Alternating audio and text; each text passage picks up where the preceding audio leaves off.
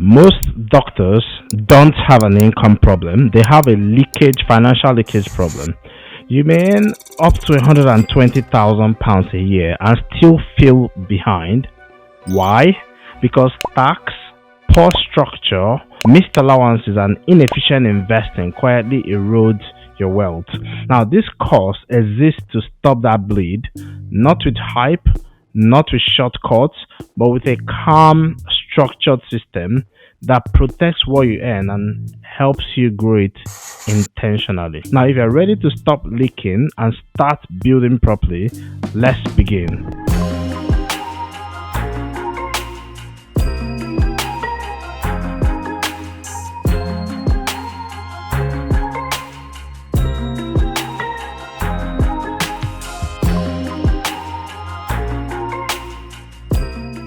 You know this envelope.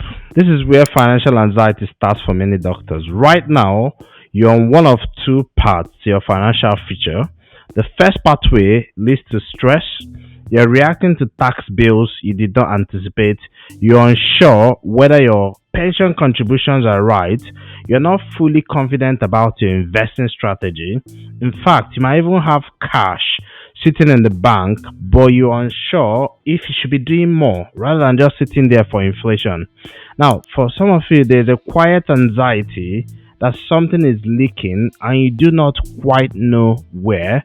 So this is camp one. This is the first pathway that many doctors and healthcare professionals are on. Or you are on the second pathway. You have a clear, long-term, tax-efficient investing strategy. You understand how tax efficiency, insurance, tax planning, estate planning, and all of it works together to help you to build your financial future. Your decisions are intentional. Your money is working hard, very hard, harder than you work. And work itself becomes optional over time. If you're currently on the first pathway, this course is designed to move you to the second pathway. It can save you years and years of confusion and potentially hundreds of thousands in avoidable mistakes.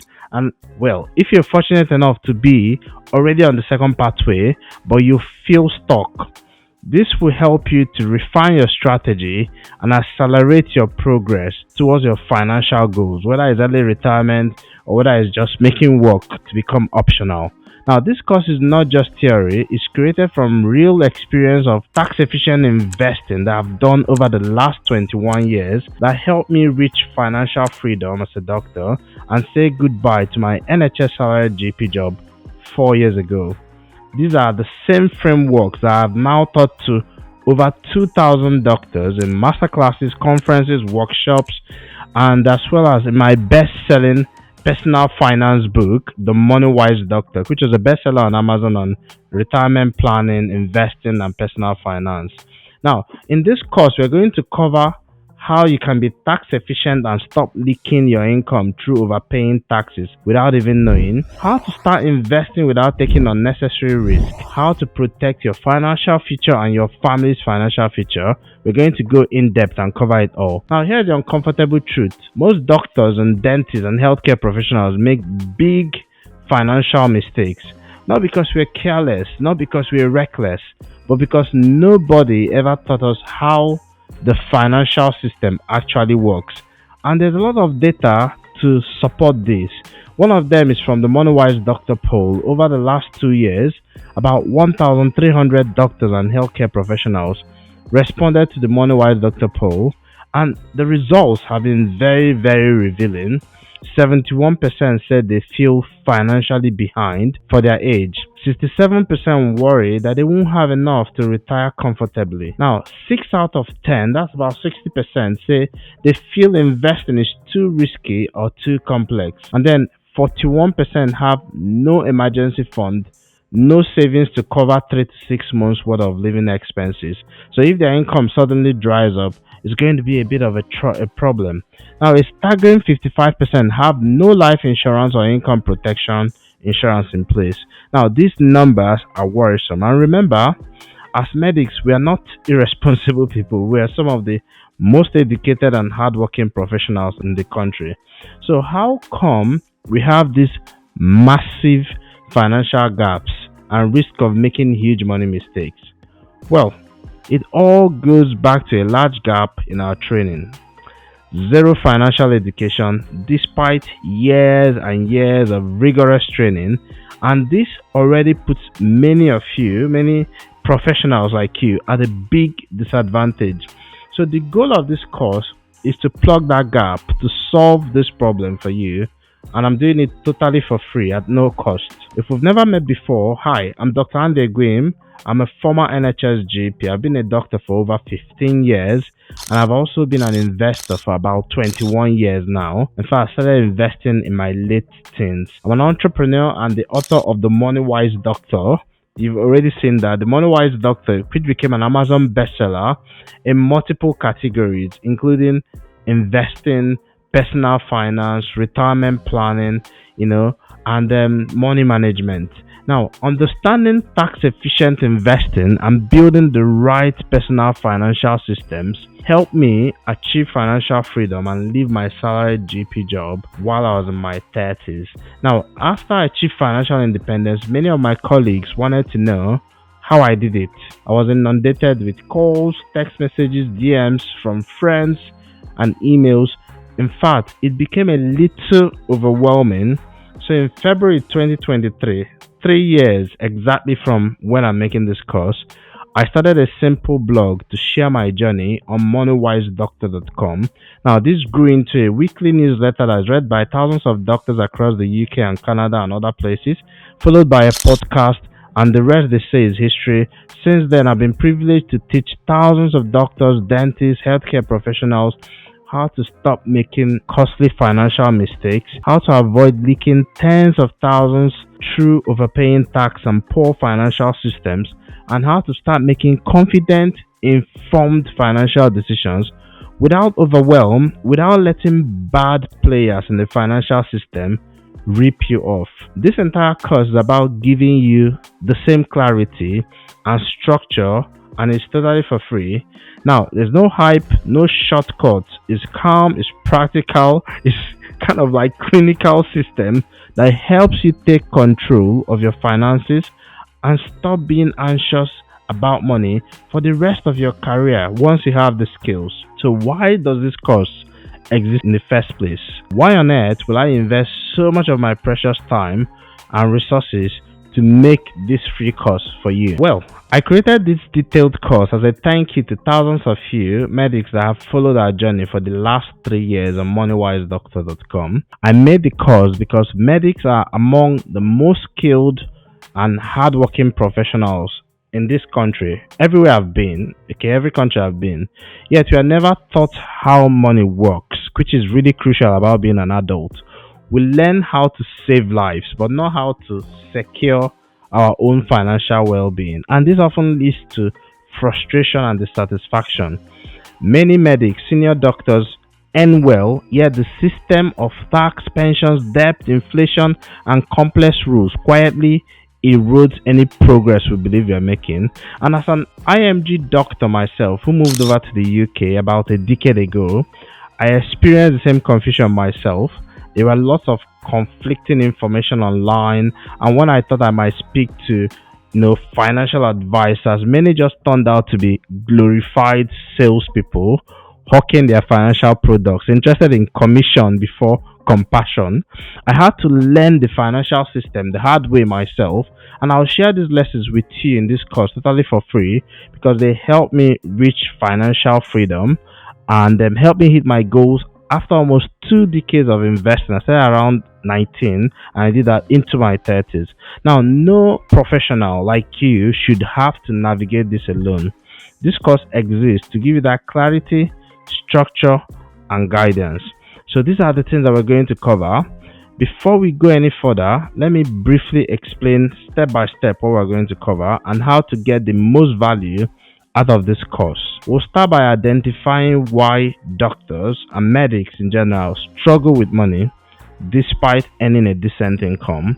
And this is not to blame or shame anyone. I made some of these mistakes myself along my career. It's not about being more disciplined. No, we're not talking about being more disciplined here or sticking to unrealistic budgets or living miserable, stingy lifestyle. No, you can have fun, enjoy your life, and still save. We'll use a systematic, proven approach that I've shared to understand how often we make poor financial decisions and how we can approach our own financial planning and decisions with clarity. So, from there, you can build your own automated financial system, something that runs quietly in the background of your life, a system that organizes cash flow, reduces friction, and removes financial anxiety instead of constantly reacting to problems. So, this is your own financial strategy. Only after that foundation is in place do we move into core building blocks, including tax efficiency in depth, using my simple ABCDE framework to make sure that you're not overpaying taxes. Two, we look at careful, common sense investing with tax efficient wrappers like ISAs, pensions, and whatever you use. For instance, in Canada, they have TFSA, so you want to avoid taking unnecessary risks when you're investing. Number three, we look at debt, what to prioritize, what to pay off, what to ignore in the meantime.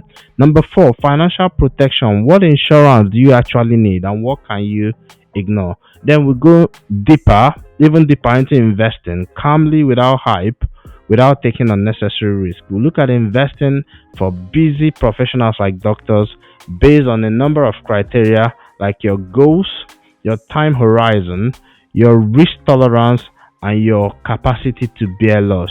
We'll be using real world examples, looking at things like index funds, stocks, bonds, property, commodities like gold, and alternatives, showing where each fits and where they don't. Only then do we go deep into pensions, looking at things like the NHS pension, personal pensions like SIPs or SARS, how they interact and how they combine intelligently to help you hit your goals.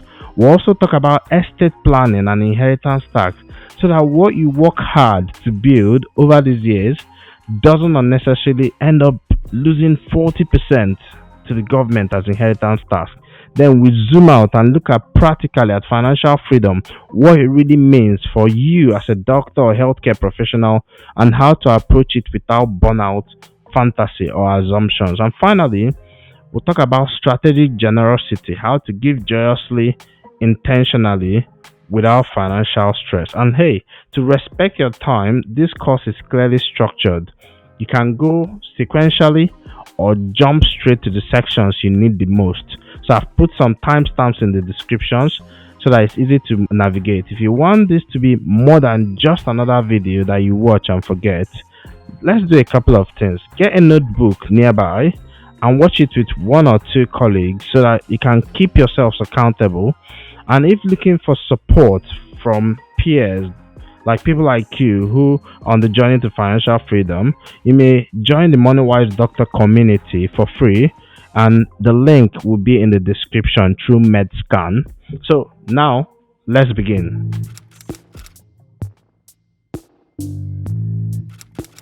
One, we look at why doctors struggle with money and why it's not your fault, what you can do about that. Let's get something up. Most financial mistakes doctors make are not because they are reckless. They're not because doctors spend too much. Most doctors I know are not extravagant. They're not because doctors don't care. They happen because decisions are often made without clarity, without understanding clearly what they're doing. You delay decisions, you outsource blindly to experts, or you react emotionally when something goes wrong. Now, none of those are good strategies. Nothing wrong with using experts, but you need to know what you need so that you know when you're getting the right person. Now, from the outside, doctors are expected to be doing well. Good income, you're top of your class, stable career, respected profession, you're a bright person. So there's an unspoken assumption by society, family, and even sometimes yourselves that money shouldn't be a problem. But internally, many doctors, I've spoken to thousands of doctors, are behind, you're unsure, you're anxious about getting it wrong, you're embarrassed to ask basic questions because you think, well, I should have known this by now. And that creates unnecessary silence. I regularly see doctors earning well into six figures who don't understand their tax position, and that means whenever they see a letter like this, they panic. You don't know if you're saving in the right account. You don't understand your pension. You have your money sitting in the wrong place, losing value to inflation. I mean, the change in value that happens over time. That means the money you save is not having the same, buying power. Now, this is not a discipline problem. It's a systems problem. And outsourcing it could be tempting, which is not a bad thing to hire experts. Many doctors try to solve this by outsourcing everything. I have an advisor, I have an accountant. You hire an accountant, you hire an advisor, and you hope it all gets sorted. Nothing wrong with using an expert, but outsourcing is not wrong. But outsourcing without understanding creates dependency and puts you in a position where trust, unfortunately, could be abused, and this happens. And many doctors have been taken advantage of by financial salespeople disguised as advisors, and that's part of why I started MONEYWISE.com to share this thing so that you watch out. Anxiety then starts to creep in. You don't understand, you don't know whether the advice you're getting is good, bad, or just simply only good for the advisor's financial future, not yours. You don't know what questions to ask. You don't know when something doesn't feel right. And sadly, the financial industry doesn't operate like our medical field. In medicine, ethics are drilled into us. We don't only ask, is this legal? We go a bit further to ask, is this right for the patient? Is it ethical? We go beyond what is just legal, just doing my job, to what is ethical and best for the patient. In finance, the incentives are often very different. The bar is frequently just legal compliance, not ethics. Unfortunately, that's the truth. You can trust an advisor, but you must verify everything. This is totally different from medicine, where there's a lot of mutual trust. Unfortunately, doctors have been burned when they transfer that same trust that we have in medicine to some bad players or incompetent professionals in the financial industry. They are really good ones and they are worth their weight in gold, but there are also those that really are not great.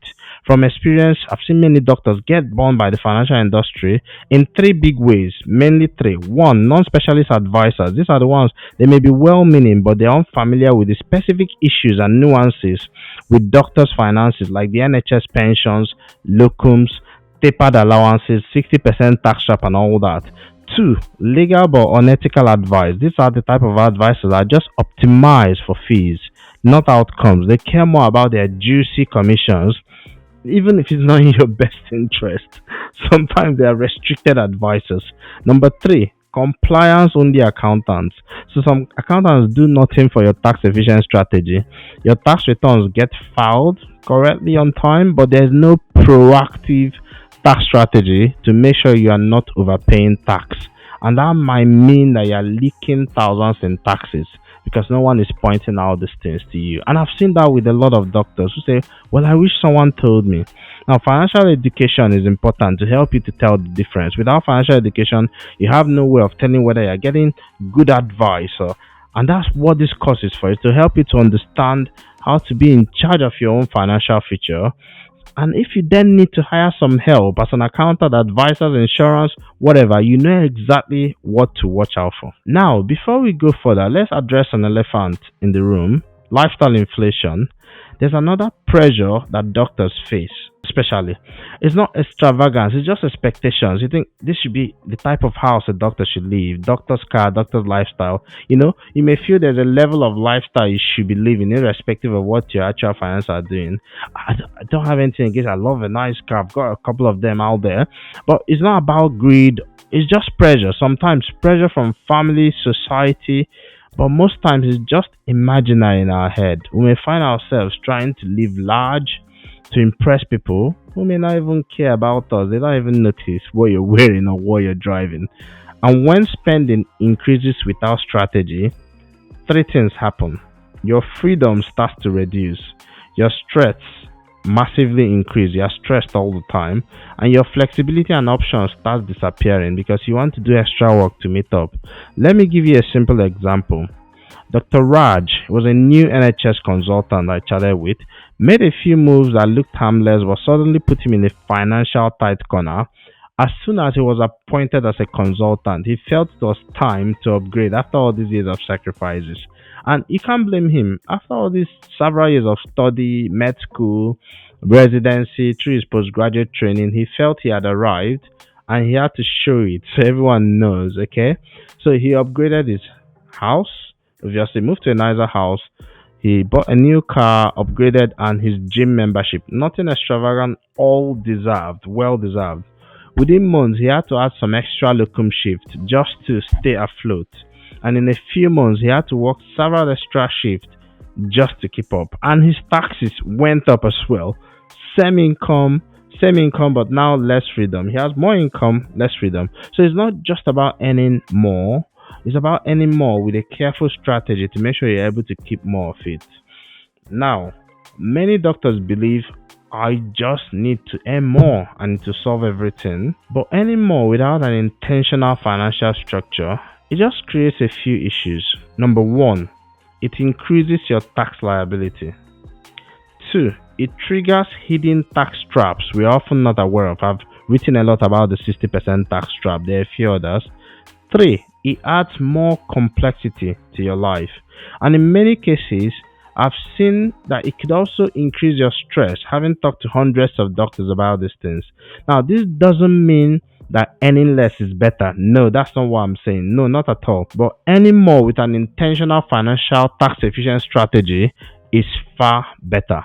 Let me explain this. I like to use practical examples. Dr. Anna is a GP who crossed over £100,000 in adjusted net income, but she felt worse off. Her salaried income plus her additional income from locum shift pushed her into the 60% tax trap zone, and I'll explain that a little bit more.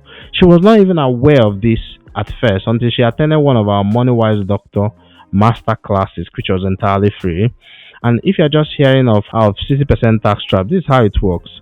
For every £2 over £100,000, you lose £1 of personal allowance. And then by the time you get to 125,140, your personal allowance is entirely gone. Add frozen tax thresholds, dividends, allowances, so many tax changes that have happened, and it feels punishing to earn more.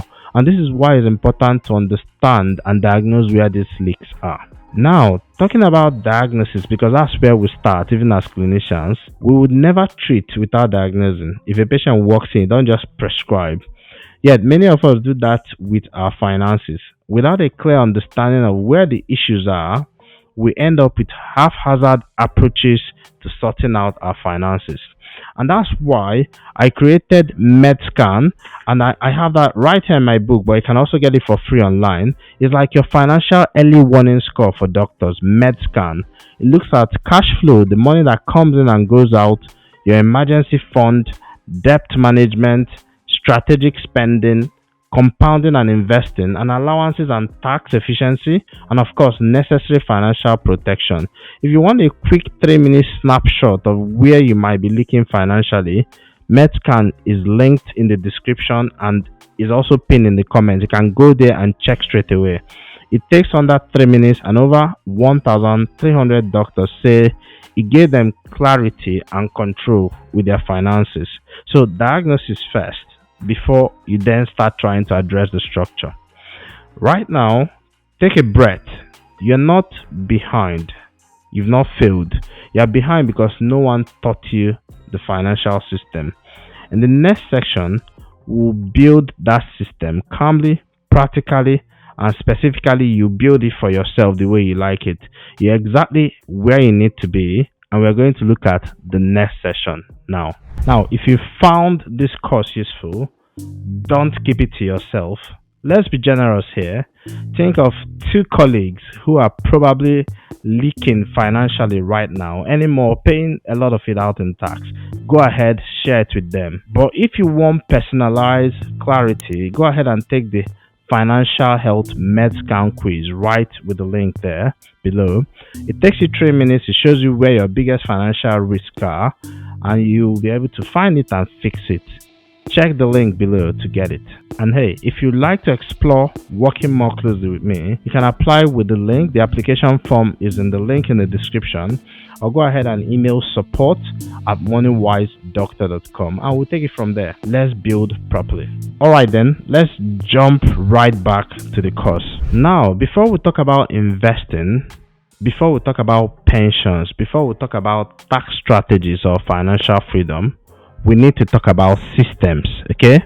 Because without a clear financial system, everything else becomes confusing, fragile, and stressful. Now, this is where doctors go wrong. We jump straight to what should I invest in? I get that question all the time. How do I reduce my taxes?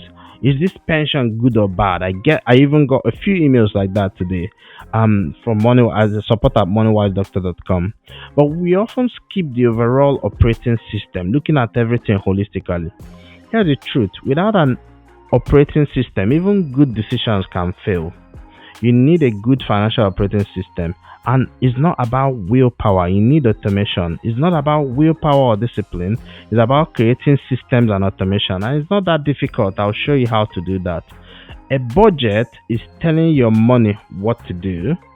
Automation is making sure it actually listens, so you don't have to use the brain power and discipline.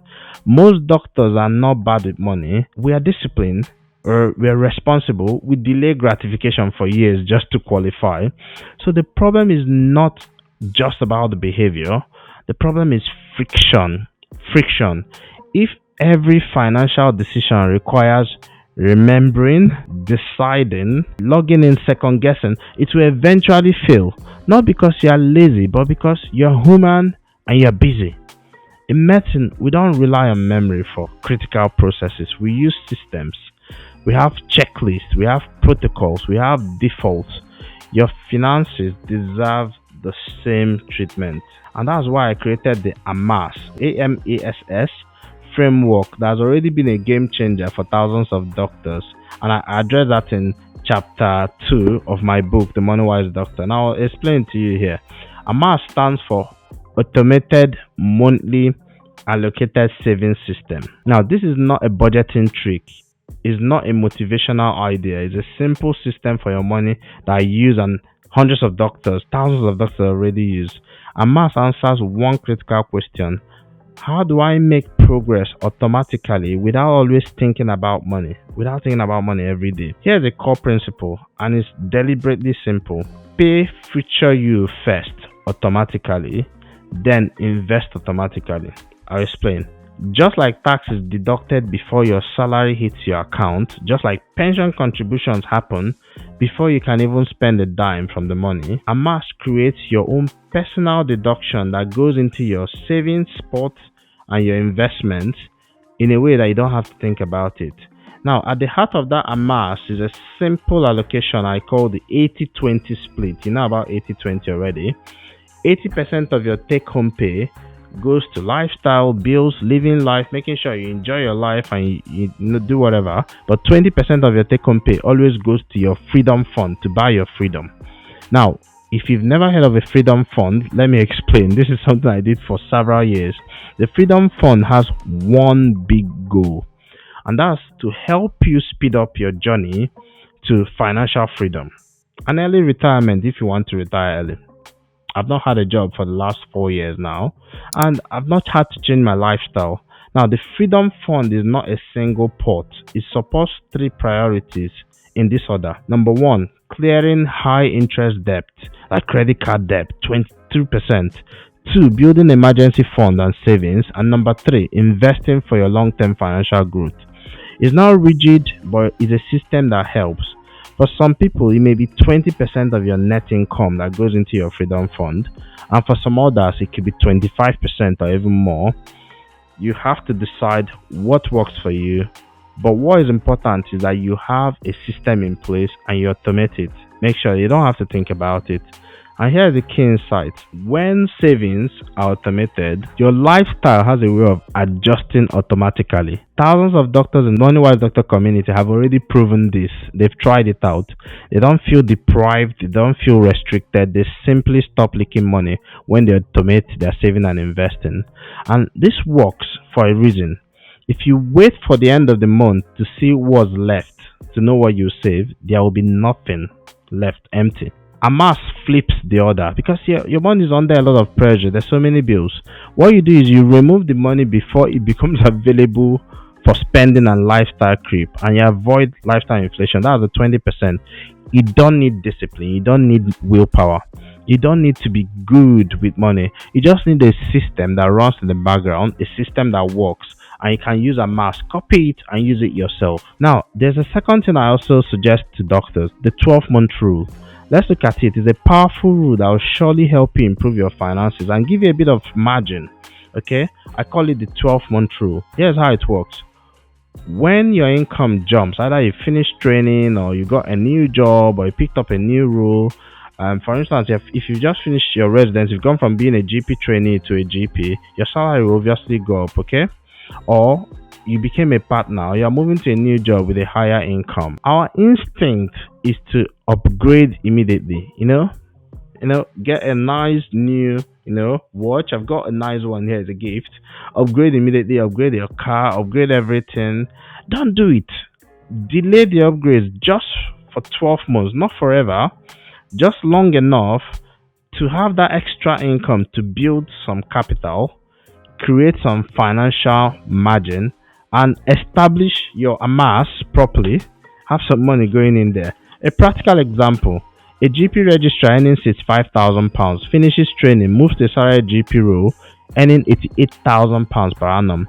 That's more than £20,000 difference. Now, if you follow the 12-month delay plan in 1 year, that extra income can help you invest either in your pension or ISA, or eliminate some really nasty debt like credit card debt that can be high percentage, and you can create an emergency fund.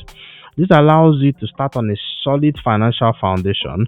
1 year of delayed gratification can buy you decades of financial flexibility. Now, here's a case study of someone buying back their time just by practicing some of these things. Dr. Farah, there was a GP partner for that, earning a solid 6-figure income, so above 100k. On paper, she was thriving. Dr. Farah was doing okay. In reality, she was just exhausted. 85% of her take-home pay, she was already spending it on fixed commitments, lifestyle costs, supporting family, school fees, mortgage. She described it perfectly in her own words. When she reached out, she said, "I upgraded my life and downgraded my freedom." It felt like a treadmill. When she started working with us in the MONEYWISE doctor community, she rebuilt everything around this amass framework by taking these 4 steps. 1, she capped her lifestyle expenses at 80%. She automated, number 2, automated 20% into her pension, ISA, investing funds. Number 3, she reviewed her financial protection, income protection, and the rest. And 4, she linked her overpayment of her mortgage to her mass. Within 6 months, 3 things happened. 1, she was able to drop her workload from 8 sessions to 6 sessions, giving her more flexibility. 2, her savings increased by almost 100%, it almost doubled. 3, her sleep improved and her financial anxiety levels dropped. She shared with me that, in her own words, for the first time in years, she didn't feel financially trapped, and she felt she had options to engage in other interests she wanted to work on, like women's health. So amass is not about being frugal. It's just to clarify something that is important and automate it.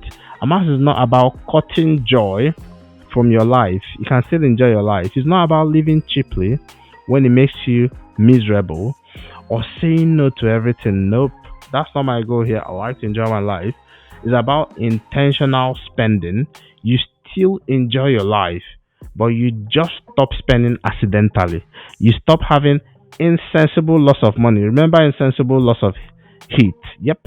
And once a mass is running, something powerful happens. A senior GP partner told me that she tried this today when we were speaking. She became calmer, more intentional.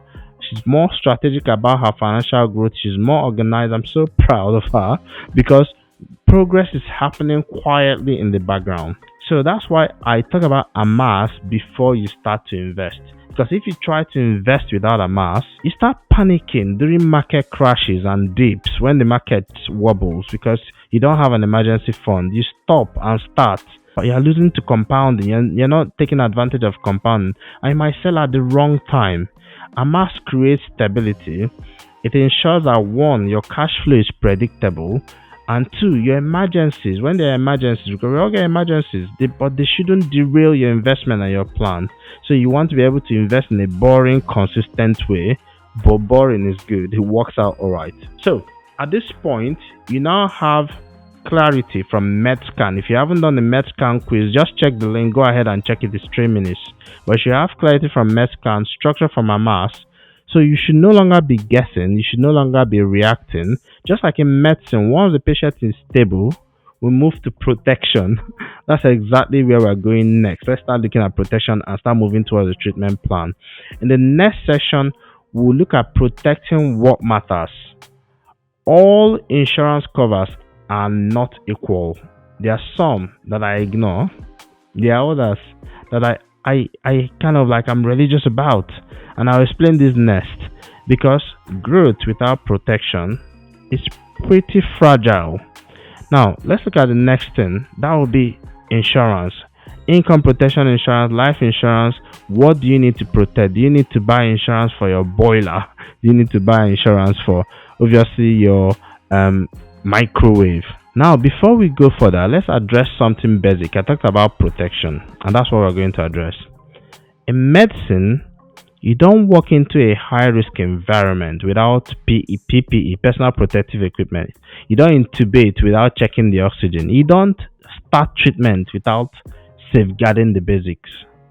Yeah, when it comes to our personal finance, many doctors are walking around financially exposed without realizing it. And the consequences can be devastating. Now, the most valuable asset you own is where you should start with your protection. Let's start with a fundamental truth. Your most valuable financial asset is not your house, your pension, or your investment, or even that crypto account that you have. Is your ability to earn an income. Everything else flows from that. If your income stops, your savings are depleted, your investments get sold at the worst time because you need the money suddenly.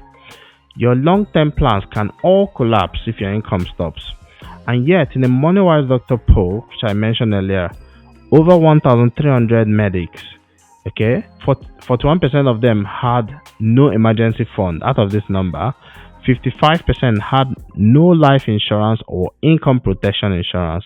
Now, this is not negligence, it's just lack of clarity.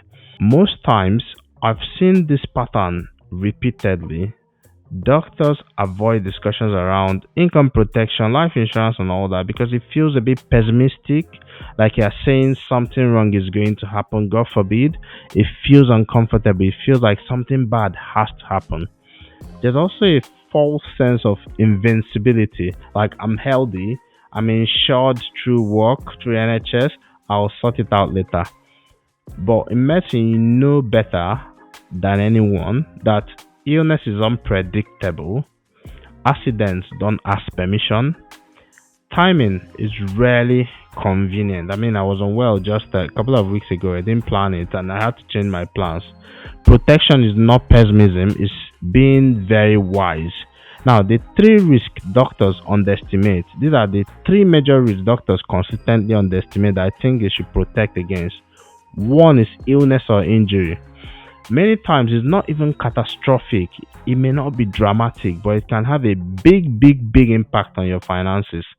Often something simple like, I know a GP who developed back problems, and I've had doctors who develop burnout, mental health strain, even someone developed post-viral fatigue. It was enough to reduce their work hours, especially if you're a locum, enough to stop your locum work, enough to disrupt your income. And yes, there's NHS sick pay if you're in the NHS pension, which is great. while it's very helpful, is not a long-term solution. So illness or injury is the first financial risk that we often ignore. We should address that. Number two, protect your dependents. The second risk we often miss is dependence. If someone else relies on your income, if you have a child or partner, family members relying on your income, then the question is not, do I need life insurance? Do I need insurance cover? The question is, what happens if I'm not here or if I'm not able to work? Who provides for them? The third risk is timing risk. The third risk is timing risk, one of which that we miss often. Even short disruptions can be damaging if you have no protection in place. Okay? Missing 6 months of income. I had a local GP who damaged his knee, couldn't walk. I missed 6 months of income. It was a very difficult time, and it was during a market downturn, and he had to sell some of his shares just to get out some money to meet his bills. He was carrying some debt as well on a high interest credit card, high fees cut. That itself can undo years of progress. So your financial PPE, there are a few things that actually matter. Let's just be clear. It's not about buying every insurance product available. Some of them are a waste of time and a waste of money. It's about appropriate targeted protection. You look at things that could be catastrophic. So what's important? Obviously, number one layer is your emergency fund. It's your first line of defense. Now, if you've got a job, like an NHS job, it's 3 to 6 months of your essential expenses covered. You save this up so that if you need, for example, if you need 2K to cover your living expenses, your emergency fund is about 6,000 to 12,000 pounds saved in a tax efficient account like a cash ISA. For locums or self-employed doctors, I'll go for at least 6 months, especially if you have no sick pay. Like, I'm kind of like self-employed. I work for myself, so I have to have a good emergency fund. That money is not for investment. Don't give it to your cousin to invest in crypto. Don't use it to buy property. It's for resilience. It belongs in a cash account, like a cash ISA, an easy access account, boring account. An emergency fund prevents you from selling investments in panic. It prevents you from going into a debt spiral, or even just making stress-driven decisions that will turn out to be costly mistakes. That's for that's for emergency fund. Number two, your income protection. I think is a cornerstone when it comes to financial protection. Income protection is the most misunderstood and most important form of cover for doctors. It protects your income, your lifestyle, your long-term plan. Now, the key points about it that you need to understand, whether you need it or not. NHS sick pay is time limited. It could be up to 6 months if you've worked about 5 years. So income protection policies differ widely in quality and coverage. The cheapest is often sometimes the worst. You need to get the right one. It has to be, it's not any occupation. It has to be your own occupation. It matters hugely for you as a clinician. For instance, a surgeon who can operate, you want to cover yourself as a surgeon. As a GP, you want to cover yourself as a GP, or as a radiologist. If you can't report, you don't want to be asked to go and work as a receptionist. So income protection will cover you. They'll pay a percentage of your income if you can't work due to ill health. There's an example of Dr. Michael, 38-year-old anesthetist, healthy, active, busy guy. He developed a neurological condition that temporarily affected his fine motor control. He wasn't permanently disabled, but he couldn't safely work for over a year. Why he was still being investigated?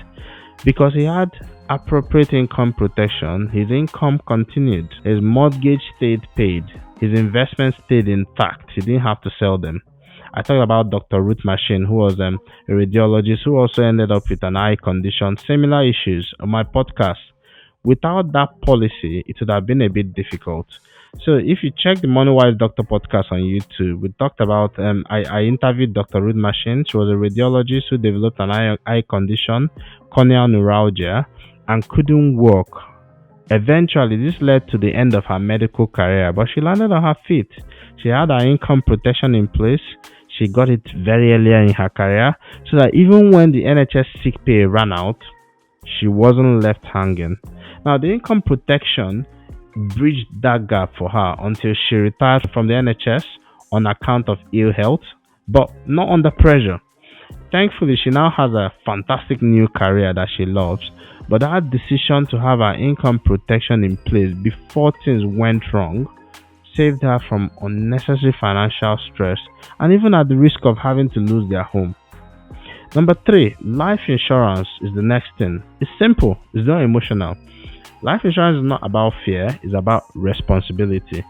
In my opinion, again, like I said, if someone depends on your income, life insurance is non negotiable. The goal is not to make anyone rich or to make dependents rich if you're not here. The goal is to clear debts, replace that income that was providing, and buy time for them to grieve without panicking about whether they're going to lose the house or if Junior will be able to go to, the school you wanted Junior to go to. Yeah, so it's nothing fancy for a start. If you need help, speak to an advisor, an insurance advisor, to help you to work out what you need. Number four, wills, estate planning. This is often ignored until it's too late.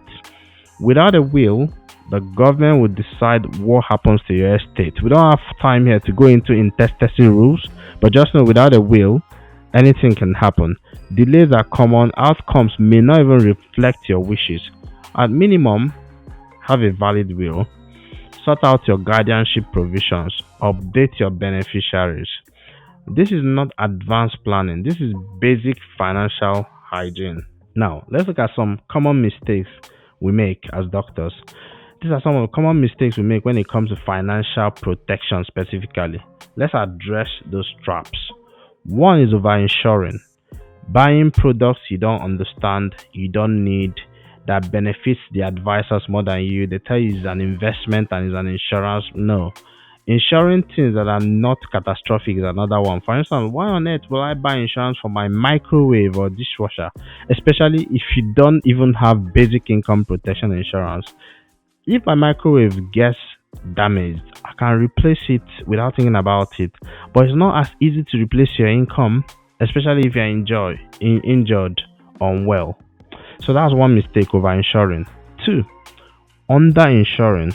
Like either you have no insurance or you're under insured. They are relying on NHS sick pay, which is quite limited. It's generous, but it's limited. For some people there's vague employer cover that disappears when they leave the job as well. And some people rely on hope. Now, don't treat protection as an afterthought. Protection is not something you do after investing. In my opinion, and also in my book, I address protection before investing. It's what allows you to invest confidently.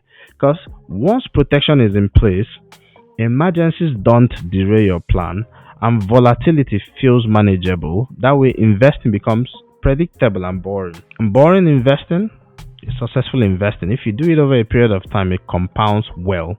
So protection is not about pessimism, it's about optionality. Okay? So at this point, again, let's check what we've done so far. You have clarity from the med scan. You've seen where you're leaking, you see where you can fix. If you haven't done it, check the link and just do the med scan quiz. You have structure from a mass, you have your financial PPE. So you're no longer fragile, you're getting ready to do investing and tax efficiency and all that. But let's first address a big elephant in the room, debt. Okay?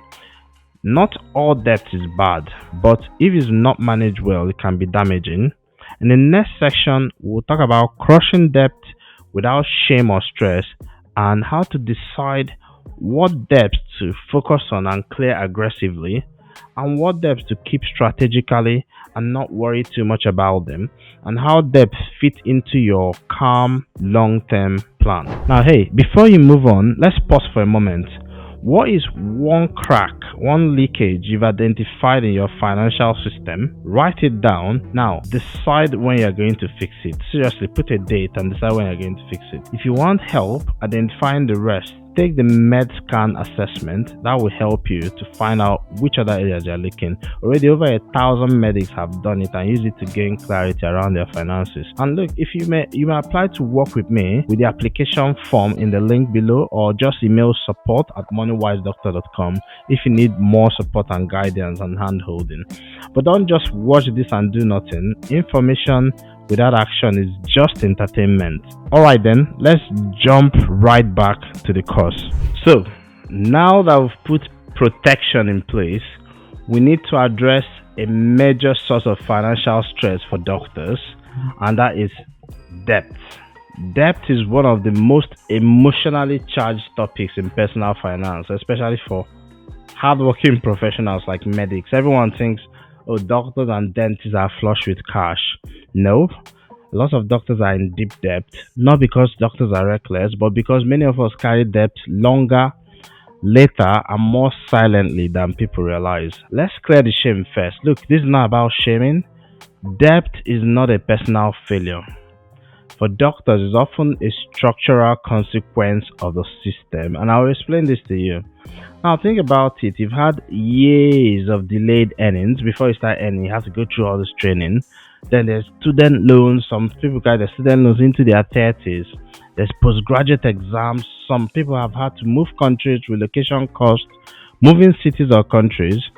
Then is a late start to your peak income. Many doctors only start earning properly at a stage when their peers, especially even their peers they've done better than in school, already owns their own homes, are already investing, their peers that already have assets. So you're already accumulating debt quietly.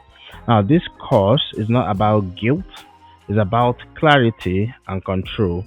But one key thing to understand is that not all debt is equal. Before you jump into tackling debt, let's remember not all debts are equal.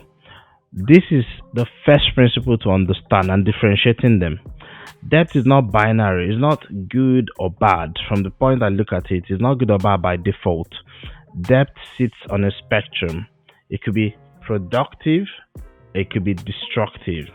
Examples of destructive debt, it will usually be high interest rates, consumer driven, it destroys cash flow and it adds stress to you and offers no long term benefits. One clear example I'll show you: credit cards, credit card debt, overdraft, high interest loans, buy now, pay later.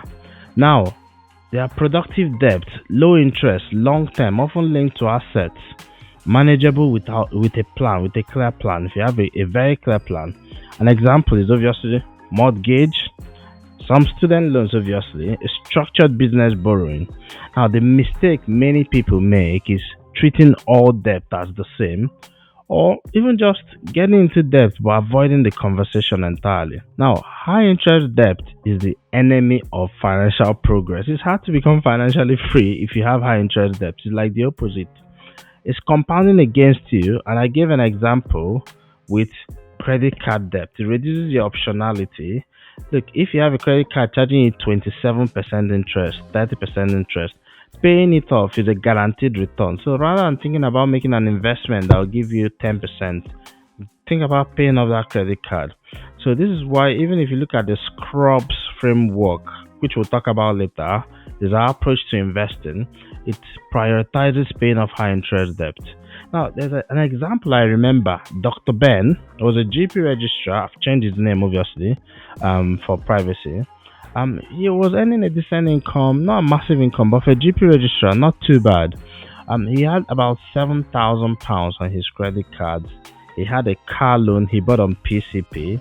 He had no emergency fund. He was investing small amounts, but he was constantly stressed. And after he went through our masterclass, suggested, look, focus on crushing out this 27% debt. Forget about investing for now, and then build an emergency fund. And he did exactly that. And it took him 6 months. His stress levels dropped immediately. Investing, when he started again, felt easier because then he had crushed the debt, he had some savings, and he had financial protection in place. Now, I'm just going to mention mortgage because it's usually the large, long-term, emotionally loaded debt. A lot of times, doctors feel torn between, should I overpay my mortgage aggressively or should I invest in the stock market instead? Okay, there's no universal answer here. It's a debate that keeps going on. But there's a framework I used to think about it. I look at it from an approach, a point. Here's how I think about the mortgage strategy. I ask myself 3 questions, okay? What is the interest rate? Because if the interest rate is very low, it's totally different discussion than when it's super high. Low interest rates behave very differently from high variable interest. If it's low and fixed, fine. Then what's your attitude to risk? What's the psychological approach to it? Some people don't mind, they can sleep well with a high debt. Other people, no. Now, the next thing is, will overpaying reduce your optionality? Do you have to raid your emergency fund to overpay and then not invest? So I think for most people, modest overpayments, automate it, and balance it with investing is usually a good approach. It's not all or nothing.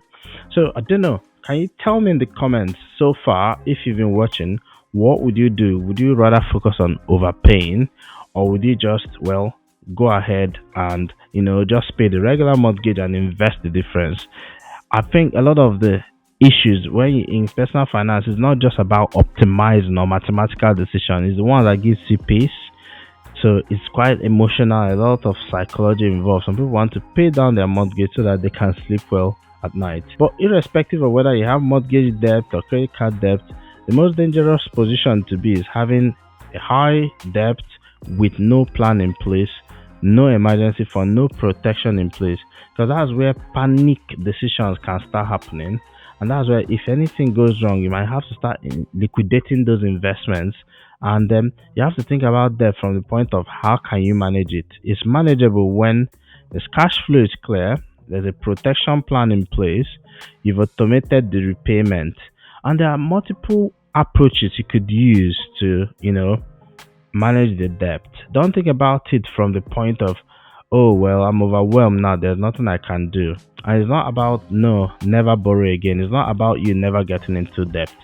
It's about having a clear plan. One of the commonest approaches, which I've written about in my blogs, is the snowball method. Obviously, the snowball method is more psychological than mathematical. It's where if you have multiple debts, and I've seen many doctors in our community who have tried this and it helped out. If you have multiple debts, they start from the smallest one. They pay off that smallest one. Let's say you have a debt of 200 to 2,000. Start with the 200 pounds, and that gives you the momentum, the psychological boost. Then you go ahead and pay off the next one of 300 pounds, and then that can help you to keep working till you get to the highest debt. That may not be mathematically optimal, but for many people that works just fine for them because it helps them from a psychological point of view to build up. That's the snowball method. But also there's the avalanche method. The avalanche method is what someone that is logical, someone that is not that emotional. That's the type I actually prefer. The avalanche method looks at all the debts and thinks about which of them has the highest interest rate. That's the optimum mathematical approach. For instance, if you have a credit card debt of £2,000 and it's 27% interest rate, and then you've got like a car payment of 20,000 that you have to pay down this car payment, but the interest rate is 10%. It makes sense to go after the credit card debt because that's one that is actually draining you entirely. So whichever method you decide to use to pay off debt, I would usually suggest to go back to the same principles, amass. So automated monthly allocated savings system. Remember the 80-20 principle, the 80-20 approach. 80% of your income can still fund your daily lifestyle and whatever you do, but the other 20% you want to automate it to go towards paying off debt first and then saving before you think about investing. I see people trying to invest. You're trying to invest in the stock market. You're trying to invest with your friend or colleague who is buying property and investing in property. The problem with that, they're giving you 10% return, 15% return, but you've got a debt of 27%. Do the math. Look, that's where the delta is. If you pay off the debt of 27%, that is automatically netting you kind of like a guaranteed gain. So that's what I'll go for. Think about it carefully. As much as possible, you want to have flexibility. One of the reasons I was able to walk away from my salaried JP job and haven't needed a job for the last 4 years is because I avoid consumer debt. I try to pay off every car, and after that I just buy cash. If I can't afford it, I'll just drive what I have. I mean, I like a nice car and I buy the one I can afford. But think about it, even if you've got a mortgage, don't necessarily need to go for the biggest mansion. You might just buy what you need, because a lot of times people eventually slip into debt because they're thinking, well, we can pay it off over time. So just keep things manageable, and that way it gives you flexibility. Right. Well, I hope that's been helpful so far. If you're finding this useful, if you're finding this course helpful, don't enjoy it alone or spend a lot of resources, research, and time going into making this a useful course for you. So go ahead and think about two people you think it might help, two colleagues, and just share this with them. You can share it on WhatsApp, you can just copy the link and send it to them, or you can even watch it together so that you can hold each other accountable. The next session is really, really interesting. We're going to jump into a big issue that actually drains medics in the UK, and it's about taxes. If you want to go ahead, I think it was Benjamin Franklin, one of the founding fathers of US and a notable inventor and all that, that said that nothing is certain except debt and taxes. So taxes is a big deal, and I've done a very practical framework I call the ABCDE of taxes that helps me to comb through all the system, make sure that I'm not leaking through taxes. And even in chapter 5 of my book, The MONEYWISE Doctor, is absolutely dedicated to taxes, basically working through it from the ABCD framework, and that's what we're going to look at next. All right. Hey, I've put significant amount of thought and research and resources and real world experience into making this for you. This is not surface level content, it's structured so that you can actually implement it. If you're finding value genuinely with it, don't consume it quietly and alone. Share it with a colleague you think will find real value in it. That way, you're also helping them to take charge of their finances and build their financial future. That's generosity. The goal is not just about getting more views. The goal is getting better informed medics taking charge of their financial future. Alright then, let's jump right back to the course. Right. From the front, let's say this piggy bank is my savings or my investment. From the front, it looks fine. It's strong, it's intact, it's growing. But there's a crack at the back, and that's where money is leaking from. There's a crack at the back, and this is exactly what happens to many medics when it comes to taxes. There's a little crack at the back, and you're losing from there. Okay? Most times we don't have an income problem. The income, I'm not saying is the highest, but there's often a leakage problem we haven't fixed. You get an income, but tax is leaking quietly in the background, year after year, not because you were careless, not because you were reckless, but because the UK tax system and most places reward structure, not effort. As doctors, we're trained to work harder, and when something feels tight, we just work a little bit harder. But when it comes to tax, working harder can actually widen the cracks. Okay? So today, we'll seal those cracks. Okay? Let's put this down. I call this the ABCDE of tax efficiency. I mean, I was looking for ABCD. I found a little toy that has ABCD on it. But the ABCD of tax efficiency is looking at a structured approach we use in our tax hack X-ray sessions. It has saved hundreds of doctors from overpaying thousands in taxes just by following a step-by-step systematic approach. A is allowances, B business structure, C clawback defense, D is deductions, E is exit and estate planning. So let's start with A, and when we're done with this, you stop panicking next time you get a brown envelope like this. A just looks at allowances, is use it or lose it, is a rule. Allowances are portions of the tax system that belong to you. You're allowed to claim those things. If you don't use them, they don't roll over, and most of them by the end of the tax year is gone. They're not refunded later. HMRC doesn't write you letters to remind you to claim your allowances. No, they just simply disappears. And I see doctors lose thousands every tax year just the same way. Now there are a few things to watch out for when it comes to allowances. Number one is the personal allowance trap. Okay, now everyone receives a tax-free personal allowance. This is the income level at which you pay zero tax. So if you earn just about that amount, you don't pay any tax. It's currently £12,570 for the 2025-2026 tax year, and it has been that way for the past few years. But once your adjusted net income crosses 100k, that allowance begins to disappear. You lose £1 for every £2 you earn above 100k. In fact, by the time you reach 125,140, it's all gone. So this creates that infamous and notorious 60% effective marginal tax rate. I still remember the first time I understood this, it didn't feel fair. At that point, any income you make, let's say you made this £20, then you're going to keep about £8 of it. So many people don't know that already they are losing their personal allowance. They just notice that they're working hard and it just seems like they're running around on a treadmill. Many consultants, GPs, locums fall into this 60% tax trap from just doing a few extra shifts without planning. It's not the extra shift, it's just not planned that is a problem.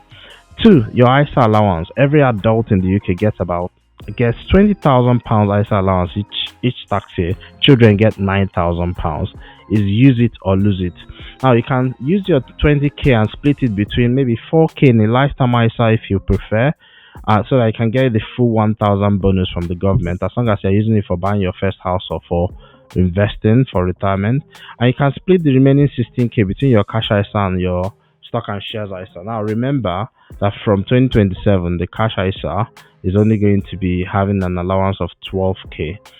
If you invest outside an ISA, you might generate enough capital gains that you end up paying up to 24% capital gains tax, especially if you're a higher rate taxpayer.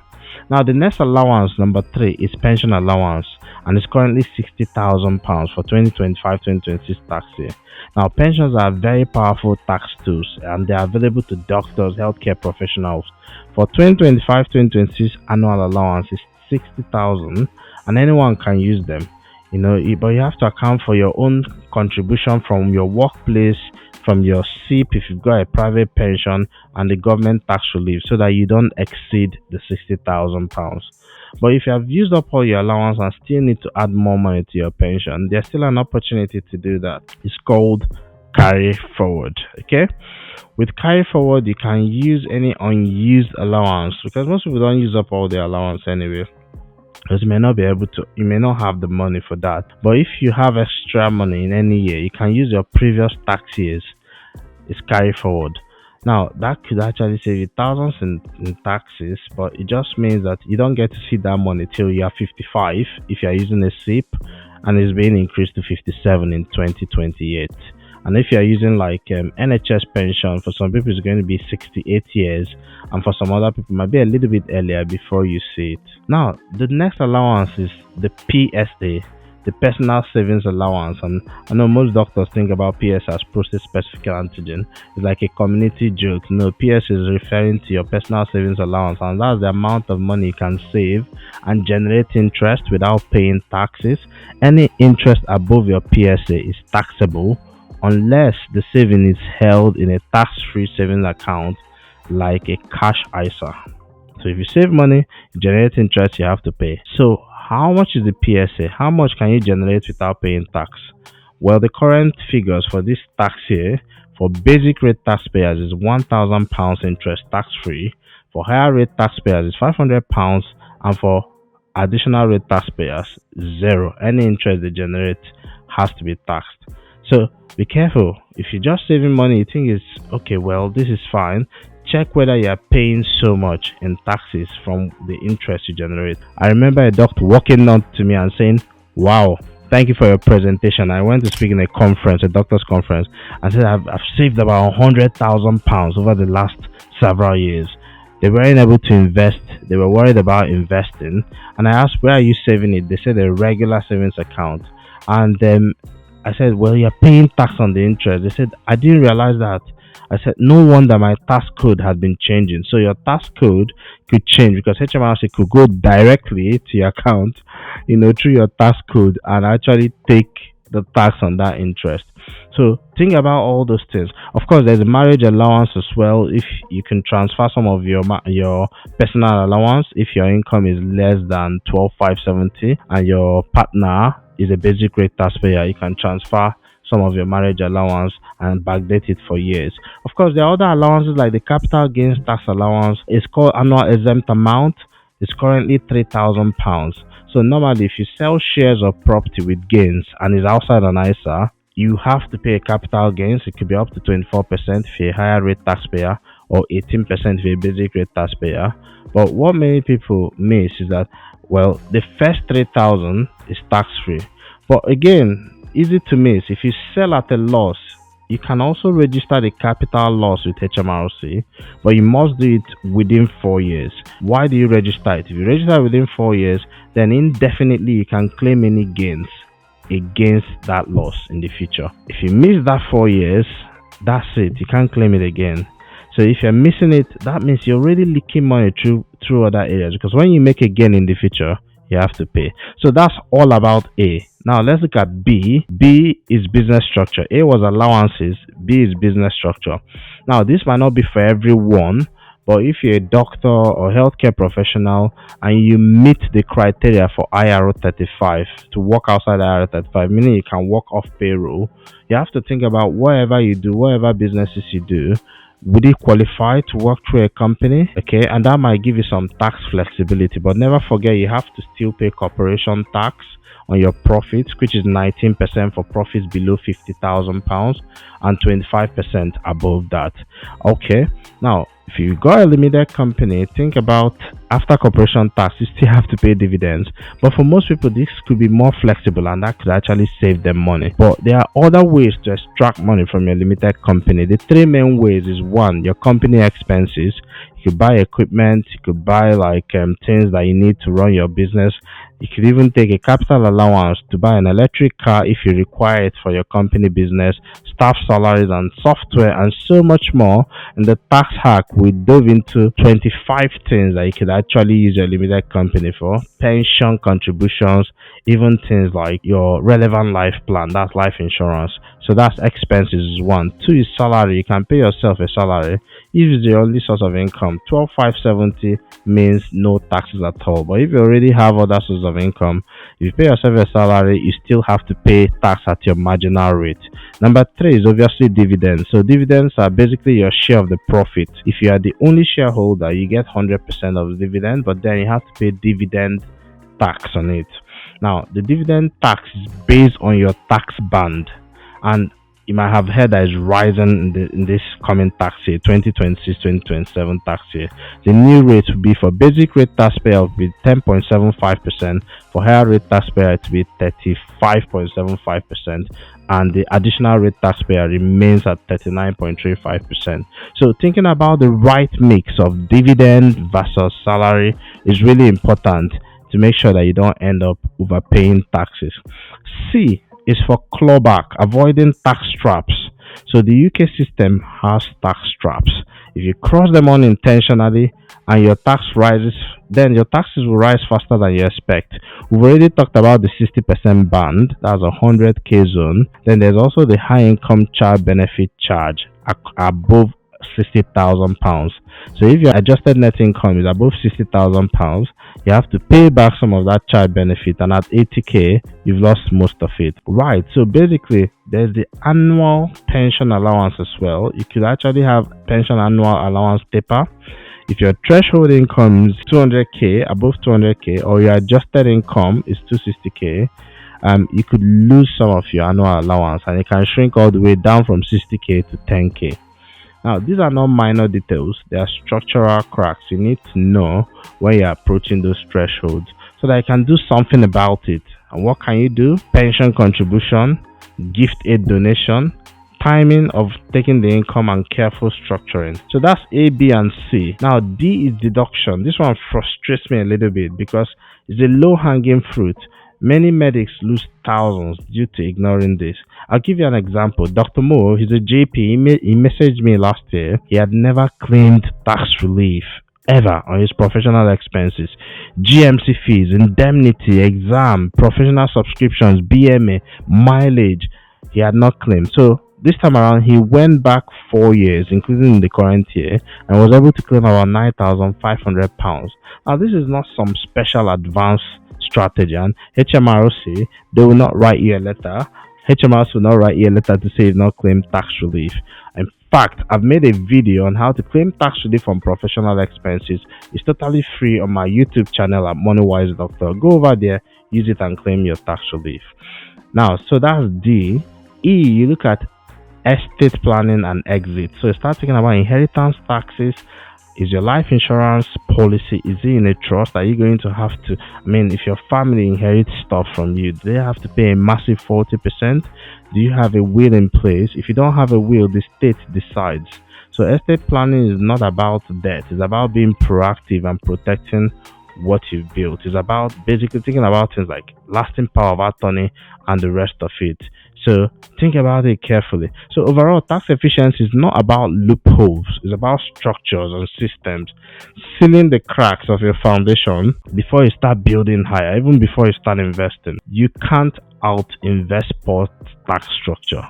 So before you start chasing returns, stop the bleeding through taxes. If you're unsure where you're leaking, which allowances you're missing, whether your structure makes sense, this is why the med scan exists. It takes 3 minutes to check your financial health score, and over 1,300 doctors have already completed it, identified their biggest financial leaks. You'll find it linked below and also pinned in the comment section. So now that we've sealed the cracks and avoided tax traps, let's jump into investing. We can start finally building. In the next section, we're going to look at the investing protocol. I've been investing for 21 years and it's helped me get to that financial freedom. But now I'm going to show you how you can approach investing from a calm, systematic, no hype way, without anxiety, in a way that makes sense without you having to spend so much of your time or effort as a doctor or busy healthcare professional. So come along for the next session. And of course, if you're finding this very useful, or you're finding something that you think might be useful to a colleague or a friend, feel free to hit that share button and get them invited to watch it absolutely for free. All right, let's talk a little bit about investing now. All right, so part 6, investing, how to become an automatic millionaire. Before we start, a quick but important note: I'm not a financial advisor. This is for education only. It's not personal financial advice. I don't know your full situation, your goals, or your risk profile. So use this basically to learn the principles and then apply them thoughtfully, or get advice if you need it. Right, now that I've got that out of the way, let's jump right in. Let's make investing simple and straightforward. Let's remove some of the myth around it, because there's a simple way to do this and there's a hard way to do it. I'll be upfront. I've been investing for over 20 years and I've been through 3 market crashes and I've learned quite a few things. One big thing I've learned is this: most of us professionals, doctors, don't fail at investing because we're not intelligent. Most times we fail because investing gets overcomplicated, and when something feels complicated, we delay it, we avoid it. So in this session, I'm going to show you a calm, step-by-step way to invest that is designed to be simple, 1, passive, 2, evidence-based, tax efficient, and most importantly, automated. So I'm assuming at this point you've done the basics, like you have a basic emergency fund, you've been through the previous sections of the video, you have you have your high interest under control, and you're investing through the right tax efficient accounts like your ISA and SIP or TFSA if you're in Canada, or Roth IRA if you're in the US. But now let's focus on the actual investing itself. So step 1, let's look at active investing versus passive investing. What do they mean? So basically, when you look at investing, there are 2 broad styles of investing. There's active investing, which is when you're trying to beat the market. You're trying to figure out which stocks will do better, will outperform the market, which funds will do better, which sectors will win, what to buy, what to sell, and when to move and when not to move. That's active investing. That can look like picking individual shares of companies, or it can look like picking a fund manager and hoping they outperform the market. Good luck with that. Either way, the goal is the same. You want to beat the market. You want to beat the average market performance. You don't want to just be average. Now, passive investing is a bit different, very different. Passive investing is when you stop trying to outsmart the market. Instead, you're buying the whole market. It's like buying the whole haystack. A common way to describe it is, rather than trying to find the needle in the haystack, as you might do in active investing, you buy the whole haystack. That's what you do in passive investing. You accept average, and average sounds a bit boring, but boring is powerful because when you buy the market, you're not trying to beat it, you're not trying to outperform the market. Basically, you're trying to mirror the market's average performance.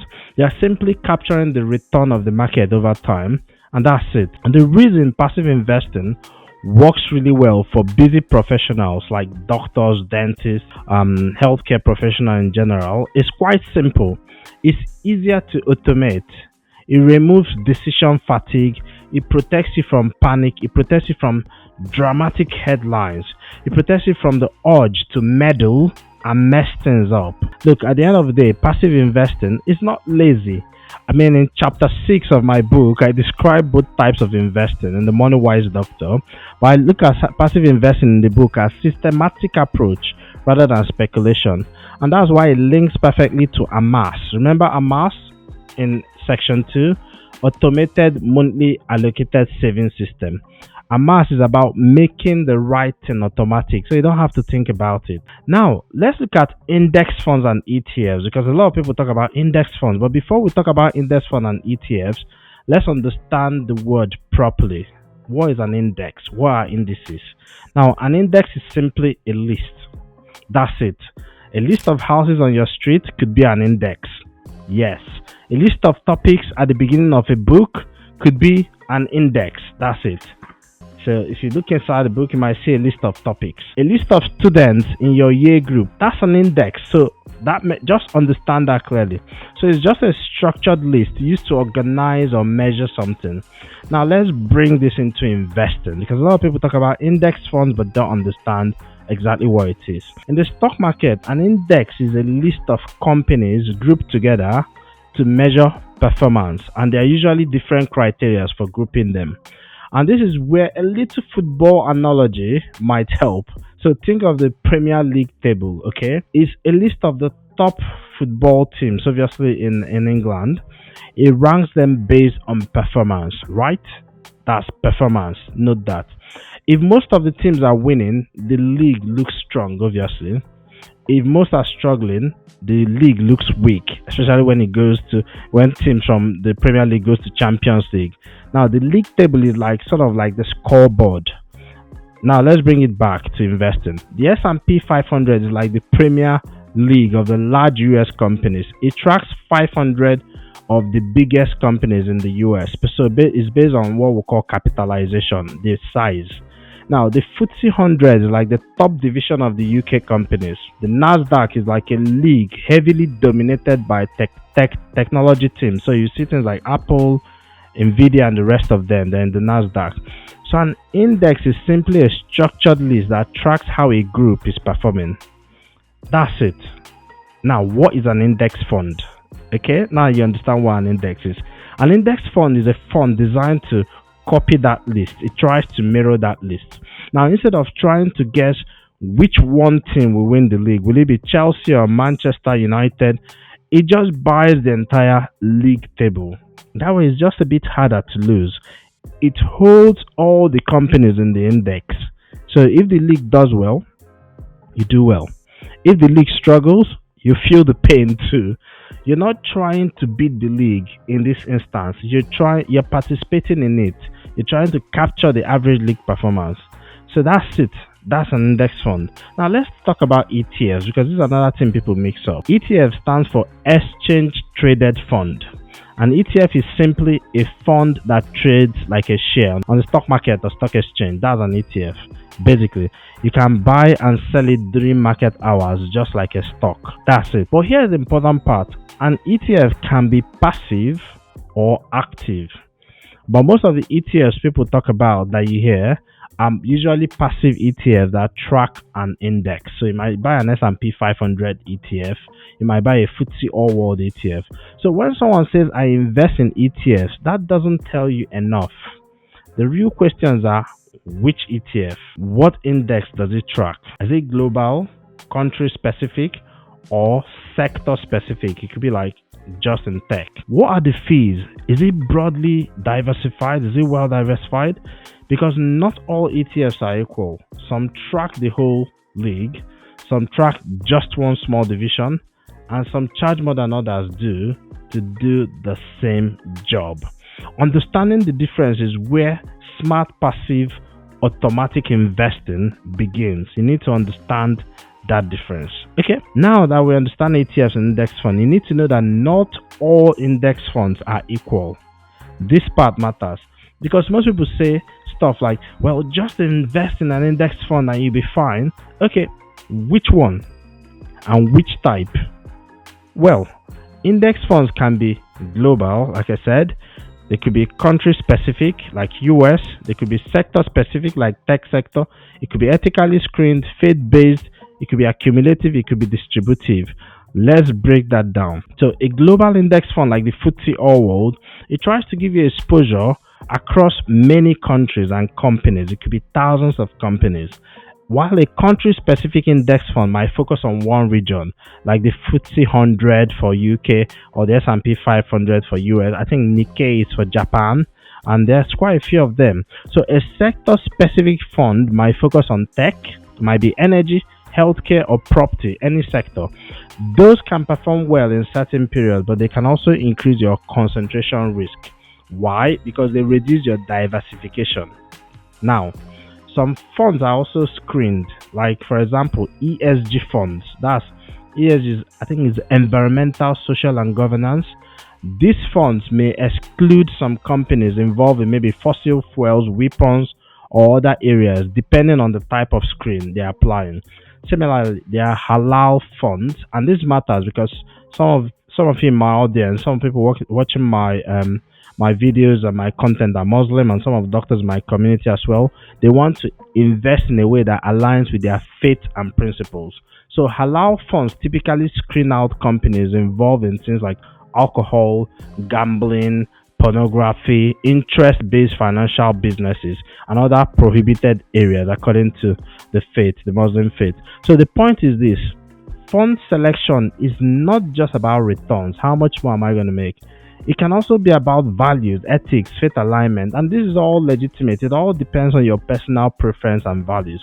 But it also means that you must understand what you're buying, because screens can actually change the portfolio, and that can change performance and diversification. It can narrow your diversification, it can lower your returns. Yes, that's all important.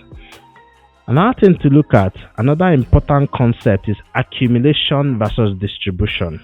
Now, an accumulation fund automatically reinvests the dividends inside the fund. So the dividends are not paid out to you, they are reinvested. That accelerates compounding, is a strong option for people who are still in the wealth building phase, especially if you're just starting to invest, you're still building your finances.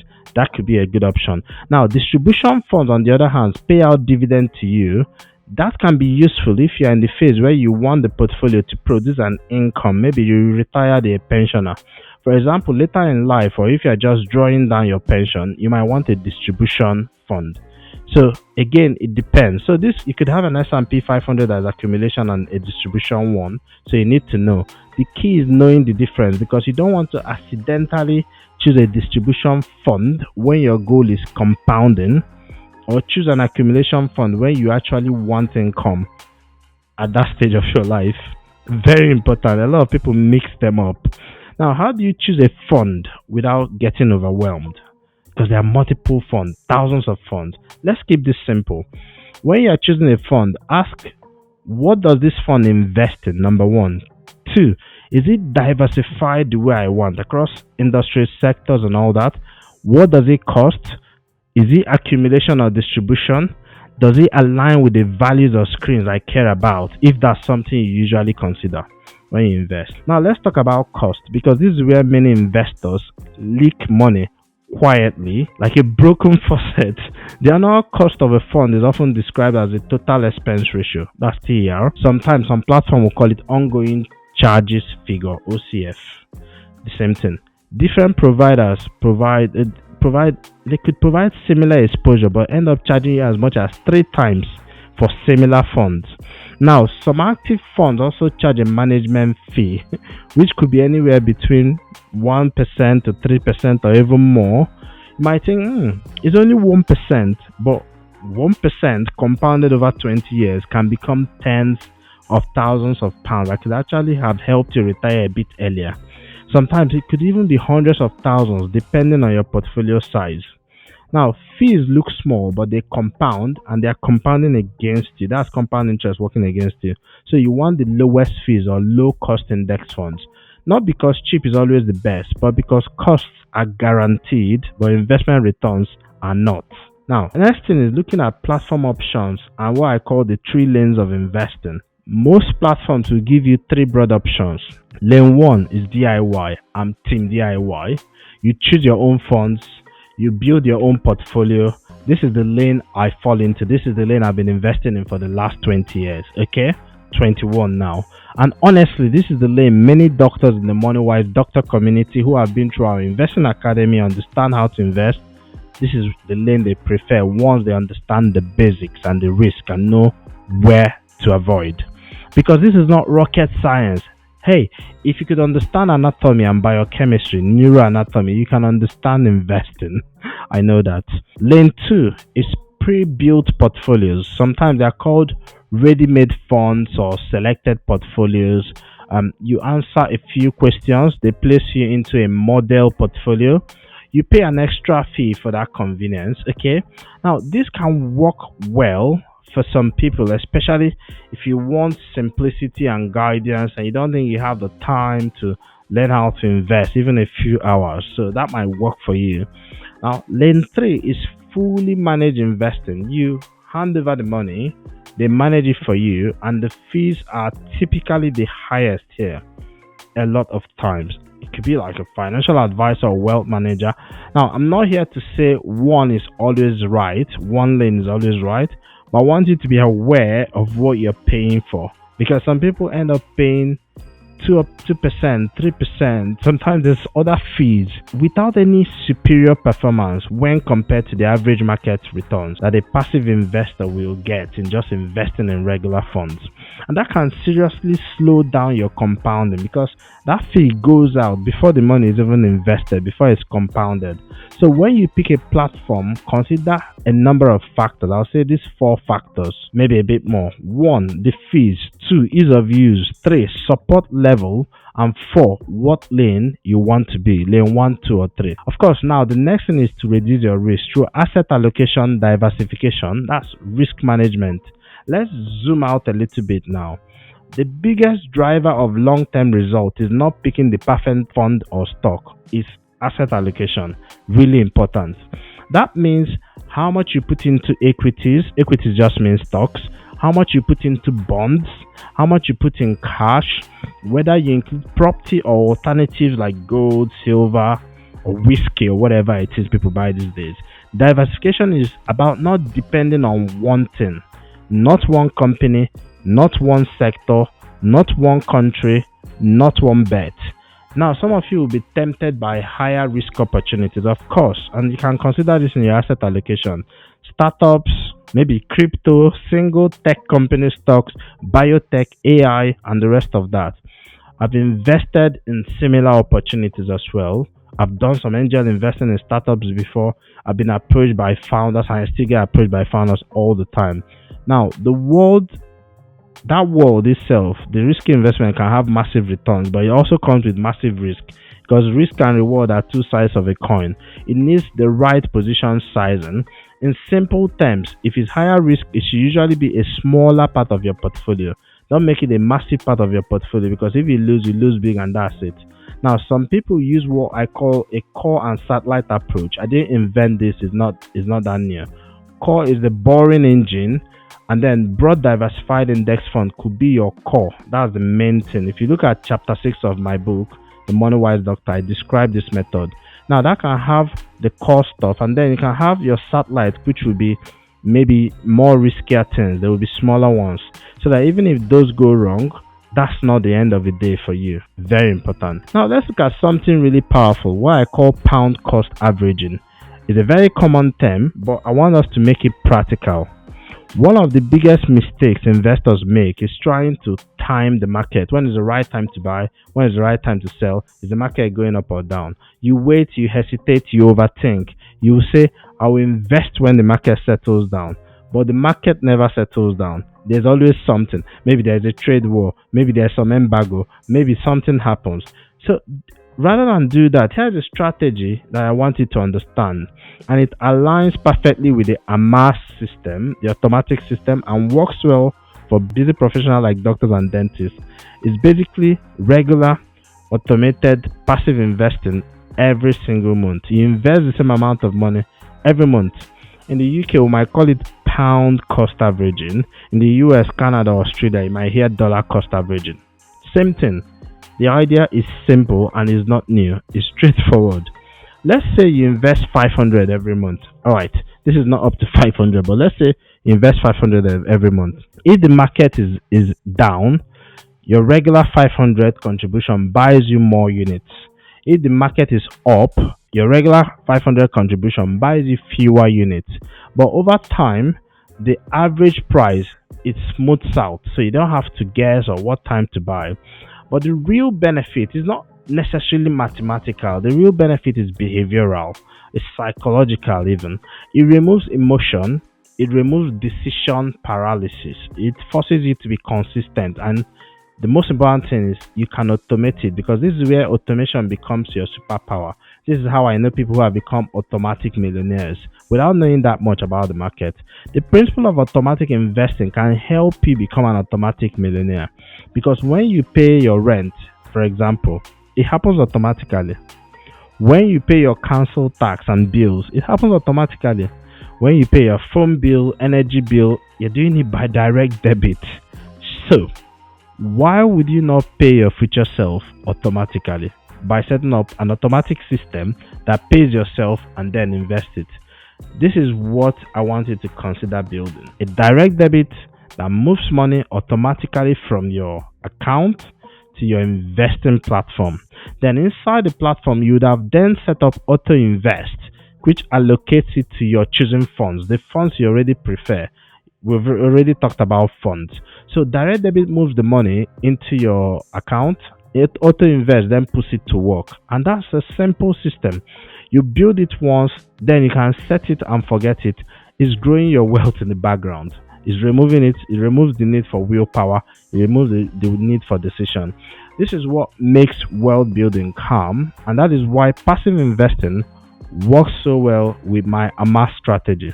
Because AMAS is about structuring your money so the right thing happens in the background. You don't have to rely on motivation. You don't have to remember, because you don't have to fight yourself. That's what happens when you take it automatic. Now, I'm going to look at something else. Investing for your children. Because on MONEYWISEDoctor.com, we get a lot of inquiries. People asking, how do I invest for my child? Let's talk about kids. This is an area many families unintentionally lose years of compounding. Look, if a child has a 20-year horizon before they need this money, that is long. That means volatility, the ups and downs of the market, it feels less scary because there's time to recover, even if the market crashes, in the process. So if you're saving for your children, the bigger question is not only how much, it is also where. Because you might try to put it in a cash account, but cash can feel safe. But inflation is real and time is powerful. You want time and compounding to work for you. For example, let's keep the math simple. If a parent is investing £100 per month for 18 years and the market is delivering an average of around 7% annually, that could build into a significant pot of money by the time your child is an adult at 18 or 20. Not because of genius, but because of time plus consistency. And that's the point. That brings in compounding to work for you. The earlier you start, the more compounding does the heavy lifting. Really important. Now let's bring it all together. So the calm investing approach looks like this. I'll just summarize it for you in a way that is practical. 1, you choose the right account for your tax situation, whether it's ISA or SIP or TFSA. 2, you pick a diversified fund that approach that matches your goals and your values. 3, you go for low fees, the lowest fees you can get. 4, understand accumulation versus distribution. 5, set a direct debit. 6, turn on auto invest. 7, review quarterly or annually, not daily. 8, stay invested and let compounding do the work, because time in the market beats timing the market. Now, this is not about excitement, it's about outcomes. And I want you to remember this line, even if you don't remember anything else. The medics, the doctors and dentists who become quietly wealthy, the ones I've seen in my MONEYWISE doctor community, they don't outsmart the market. They just remove themselves from the process by automating it, and then they get along with their business, continue being amazing doctors. Now, why are we doing any of this? What's the whole point of investing, tax efficiency, and all that? Is not just to have a bigger number on the screen. That will lead me to the next section of the course that we're going to talk about. The idea is you want to build financial freedom. You want independence. So your money starts working harder than you do. So you have options. So work becomes a choice, not a trap. This is what the next section is about. In fact, it's one of the sections, is chapter 7 in the MONEYWISE Doctor book, and someone says that is one of the best chapters he read. It's about how to define financial freedom, how to measure it, how to work deliberately towards it. And hey, if you need help to connect these dots to build your own personal financial system, you can head over to moneywisedoctor.com/medscan. If you want to understand where you're leaking money right now and what to prioritize, take the MedScan quiz, is linked below.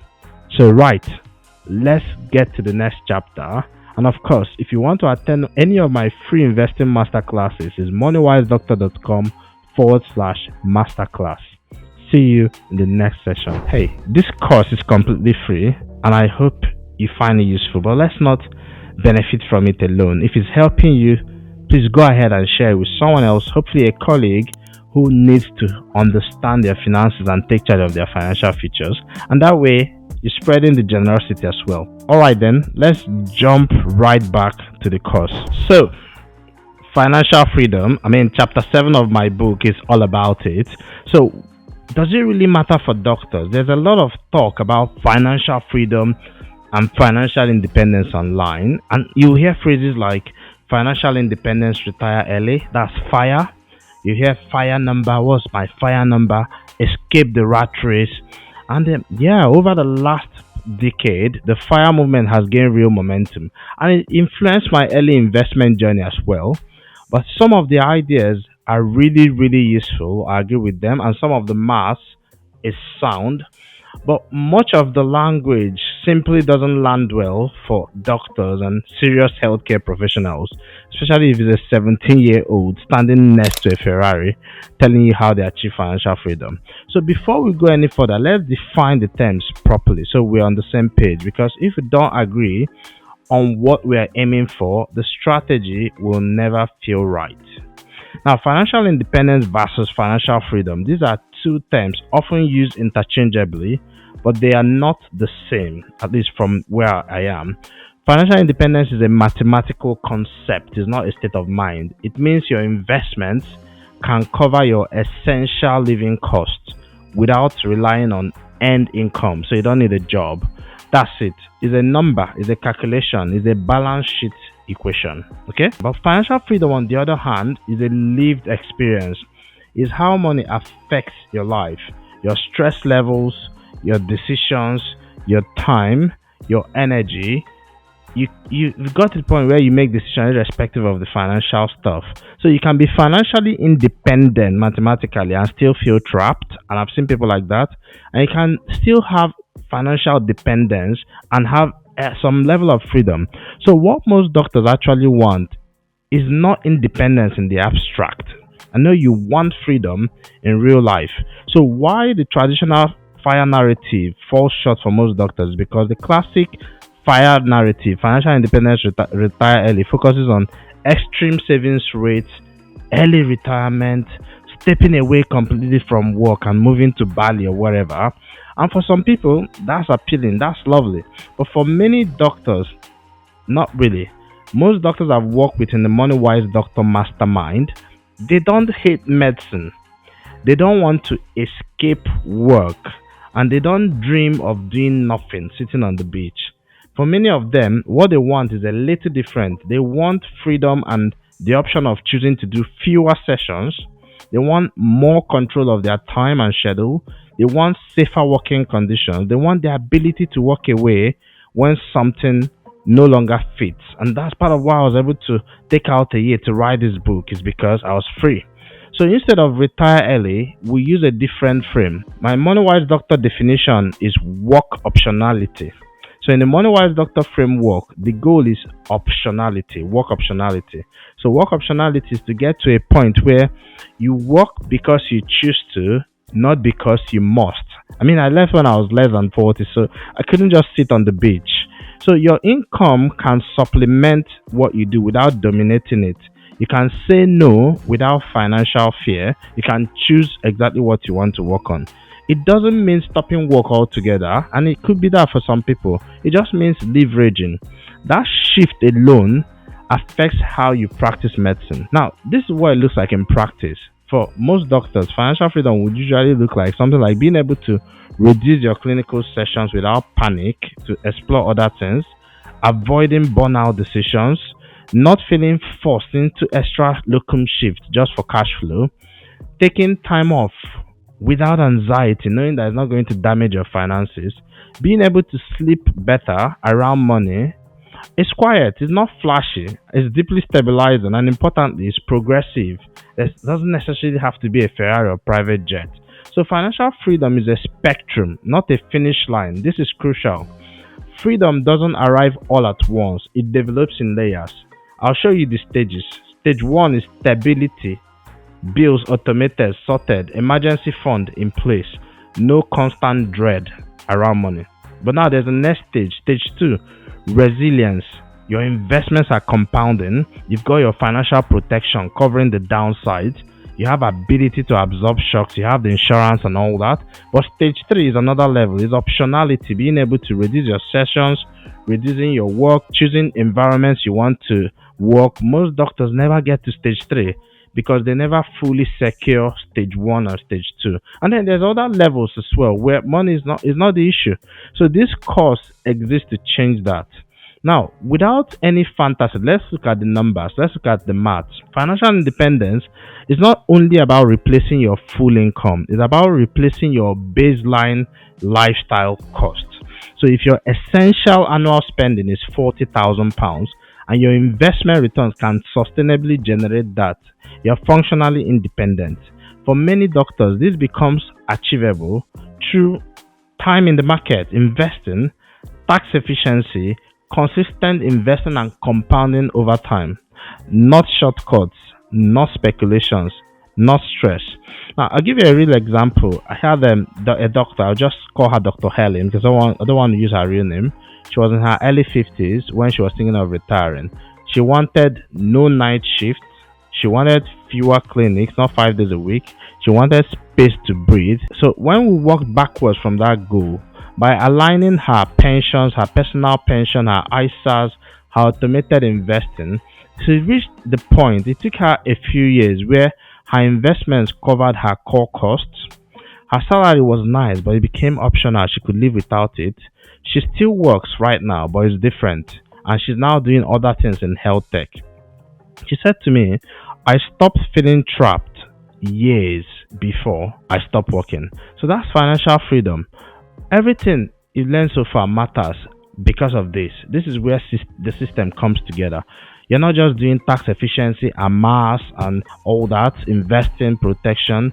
You're doing it because you want it all to come together to the point where you are taking charge of your financial future. But all the pillars are important. This is why we don't chase investment returns first. This is why we build the structure and then you go from there. Here's the thing, the system does not pause. Inflation continues. Tax drag compounds. Energy changes with age. And you may not be able to do the same shift, but you don't need urgency. What you need is to be intentional about it. So the earlier you build that optionality, the more flexible your career becomes. Okay? So this is just to help you to think about it from a holistic point of view. And once that freedom is defined properly in your mind, the next question becomes unavoidable. How do my pensions actually fit into it? Like if you have the NHS pension, you've got like a personal pension like a SIP or SARS, then you're looking at your retirement age, when do you want to retire? That's where we're going to next. In the next session, we'll look at pensions from a clear, calm, point of view without unnecessary, anxiety or worry. That's what we're going to be jumping into next. Let's continue. Let's go from there. If this course has helped you, comment below with one insight that changed your perspective, not just for yourself or for me, but someone else who might just be scrolling along. Maybe a colleague might be unsure whether this is worth their time, and your comment will be what will help them to see it.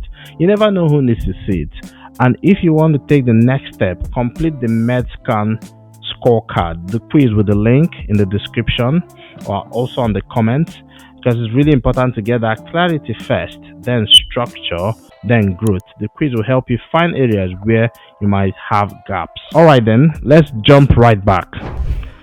So I'm back with this again. Pensions. We're going to look at pensions from a holistic point of view.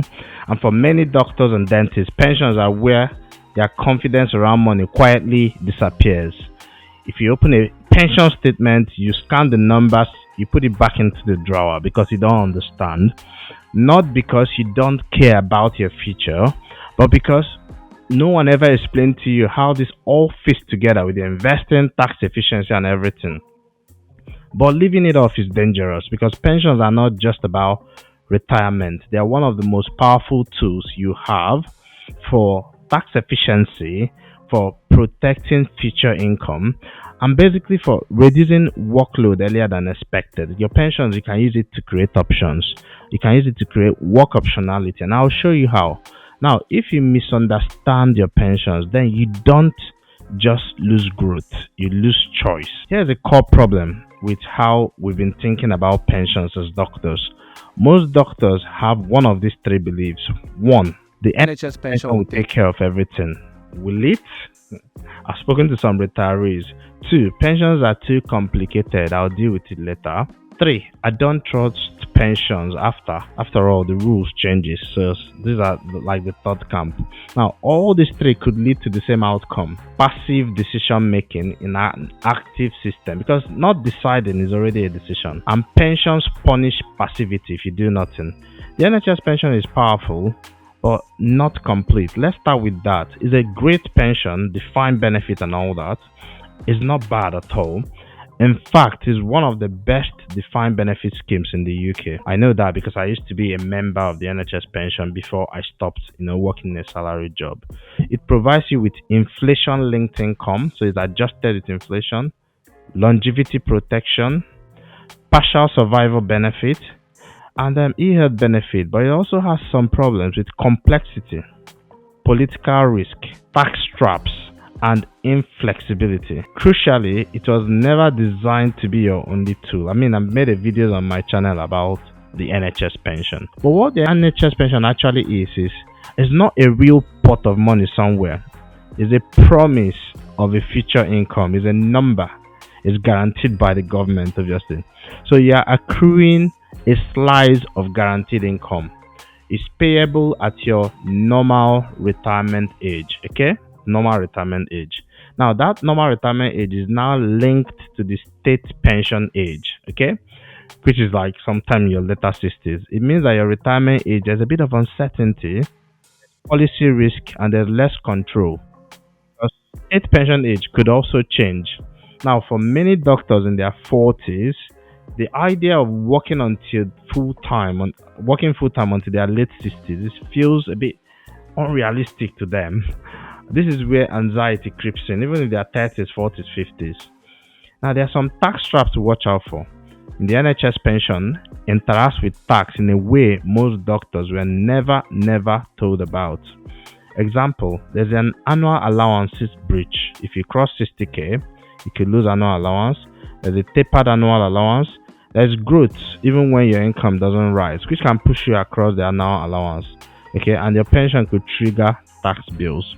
I've seen some senior doctors receiving unexpected 5-figure tax bills without doing anything wrong. They didn't earn anything recklessly, they didn't invest wildly, they just didn't know how the system worked. They had some extra payment through like McLeod, and they were pushed into a higher, across the annual allowance. So you cannot ignore your pensions. Now, there's also personal pensions, which I think are really important for doctors. Personally, me, I'll have to have one. So personal pensions give you control, they give you flexibility, They give you the planning options that the NHS pension does not. They are not a replacement. If you can get the NHS pension and still get a personal pension, it's great. It's a counterbalance. An example is SIP, self-invested personal pension. It allows you to choose how your pension is invested. It allows you to control contribution timing. It allows you to manage withdrawals strategically. And for a higher rate taxpayer, SIPs are powerful because contributions receive tax relief at your marginal rate. They also reduce your adjusted net income. They can help you avoid the 60% tax trap, okay? Because you can contribute and reduce your adjusted net income. Look, we've worked with doctors who use their SIP to reclaim their personal allowance, so drop below 100k adjusted net income. It reduces their marginal tax rates, and it can help smooth income across volatile years, even in retirement. The pension, like SIP, is like part of your financial planning tools, your financial strategy. You have to think about them carefully. Of course, there are others like the stakeholder pension is capped in charges, not so popular these days.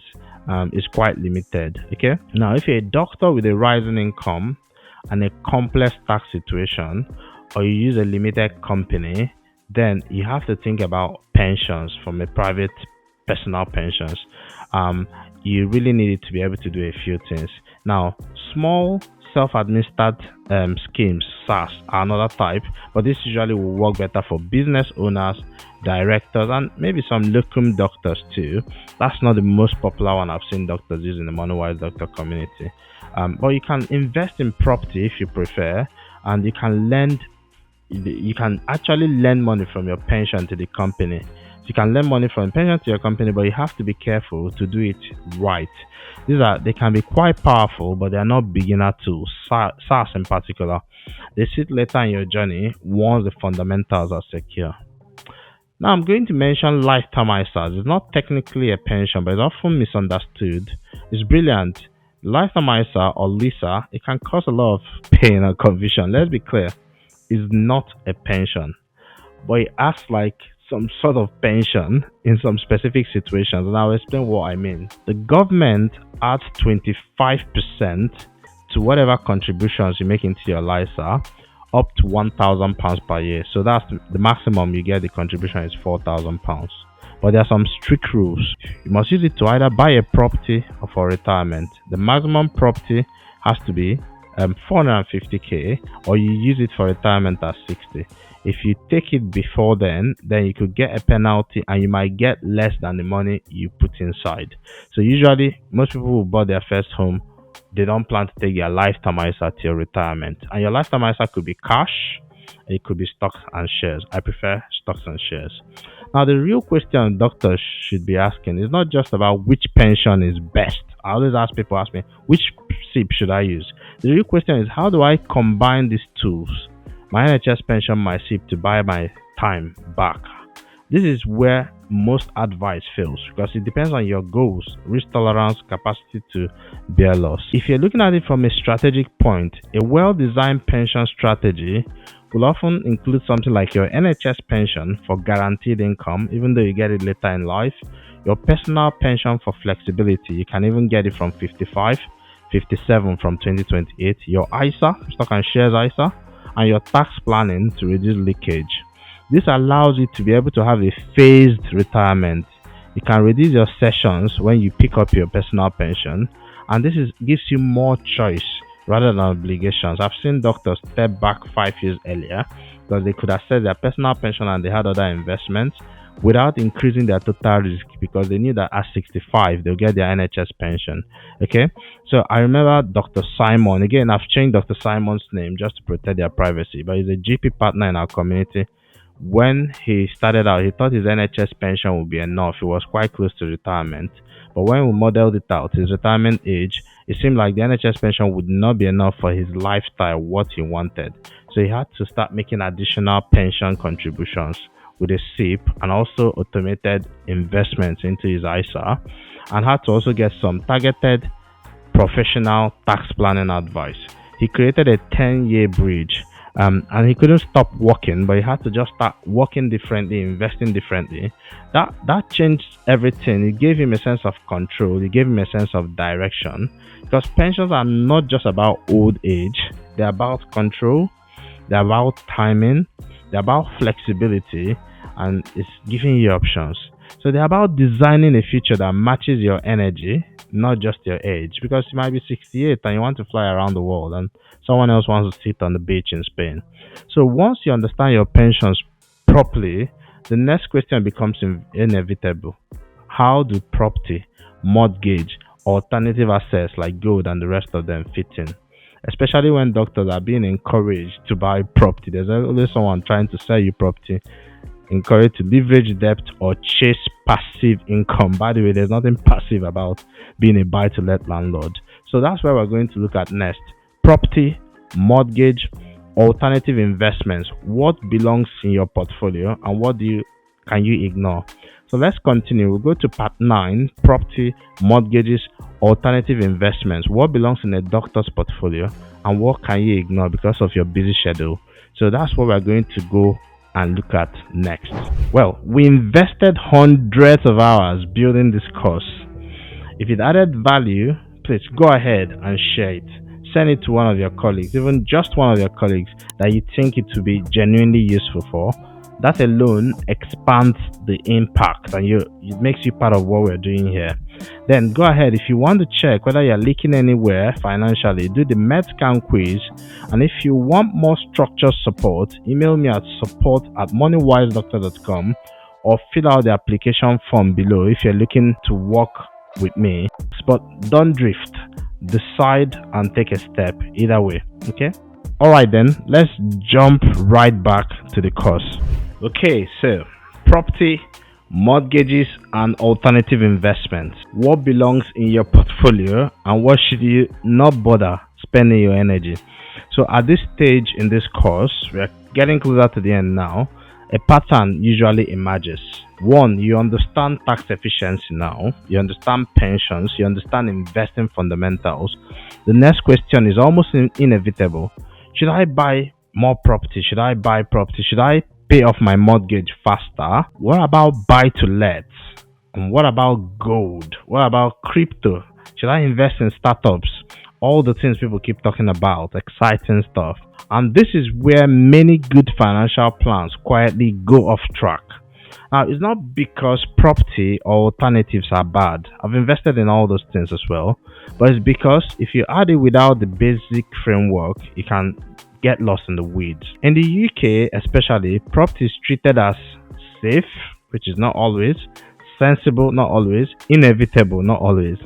There's a deeply ingrained belief that if you're a professional, you should own property. And for doctors, that belief is amplified. You are seen as stable, reliable, low risk. The lenders look at you, they think you're low risk. So mortgages are easy to assess for most doctors and healthcare professionals, and leverage is quietly encouraged. Borrow more money, you can borrow more. But easy access does not equal good strategy. Property is not an investment just by default. It could be, but there's a critical distinction. Your home, like I've got a couple of them, is not primarily an investment. It is a shelter, it's stability, it's lifestyle. It could become an investment over time, but treating your home like a growth engine is often where many doctors and dentists miscalculate. I've seen some doctors who overstretch themselves to buy the right house. They lock themselves into high fixed income, fixed mortgages. They reduce their flexibility at exactly the stage when they need that flexibility most. Now, the issue is not the house, it's the timing and the scale of the house. Let's look at mortgages, for instance. It's a tool, but it's not a moral obligation. Let's talk about it properly. A mortgage is leverage, is money you borrow, nothing more, nothing less. It can amplify your wealth if you use it correctly, or it can amplify your stress if you don't use it properly. There's no universal rule that says pay off your mortgage as fast as possible, because people say I paid off my mortgage in 2 years. And there's no rule that says always keep a mortgage and invest instead. The correct answer, whether you want to pay off mortgage more or invest instead, depends on interest rate. This is what I think about my tax position, income stability, emotional tolerance for risk, and your broader financial system. So I'll give you a common scenario. I'll use Dr. Helen as an example, a consultant who became obsessed with clearing her mortgage after watching a YouTube video. Every spare income went into overpayment. She ignored stock market, ISA, pensions. She felt virtuous that she was paying off her mortgage, but she was anxious. When she stopped, we were chatting about it in the MONEYWISE Doctor community.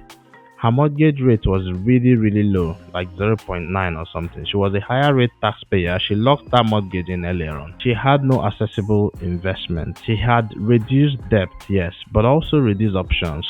By the time she rebalanced everything, she had capped her mortgage overpayments and rebuilt her ISA liquidity. So she was now maximizing her ISA and investing in the stock market. That gave her more flexibility. Now, if you look at buy to let, a lot of doctors I know have gotten burned in buy to let, and it deserves special caution. It's often sold to doctors as passive investment. It's tangible. Worst case scenario, you can move in there and live there. How many houses do they live in? They say it's safer than stocks. In reality, buy to let is operational, it's hands on. I know because I've owned buy to let, I own buy to let. It's tax heavy, it's not liquid, it's increasingly regulated, and recent years have brought reduced mortgage interest relief. There's a higher stamp duty, increased compliance cost, higher interest rates as well. So many doctors are surprised to learn that their real returns are far lower than expected. I remember the story of Dr. Mark. Again, names change. He's an anesthetist in our community. He bought two buy-to-let properties.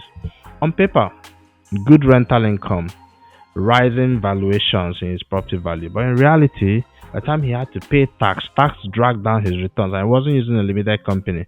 So plus the stress, maintenance time consumed.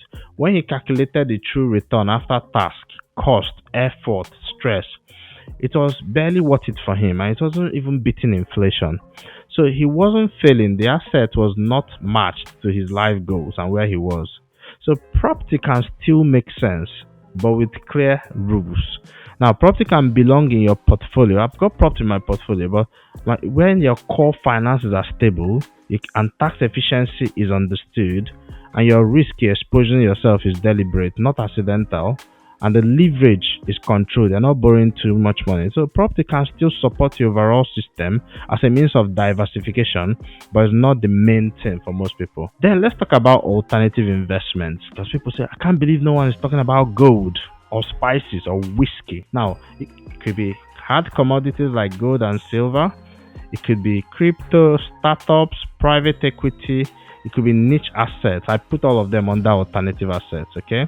They feel sophisticated, attractive. They promise diversification. They sound smart. But look, alternative investments carry specific risk for you as a busy doctor in particular. Look at gold and commodities. Gold is not a growth asset. I'm not saying don't buy gold, but it's just a hedge against inflation. It's a store of value.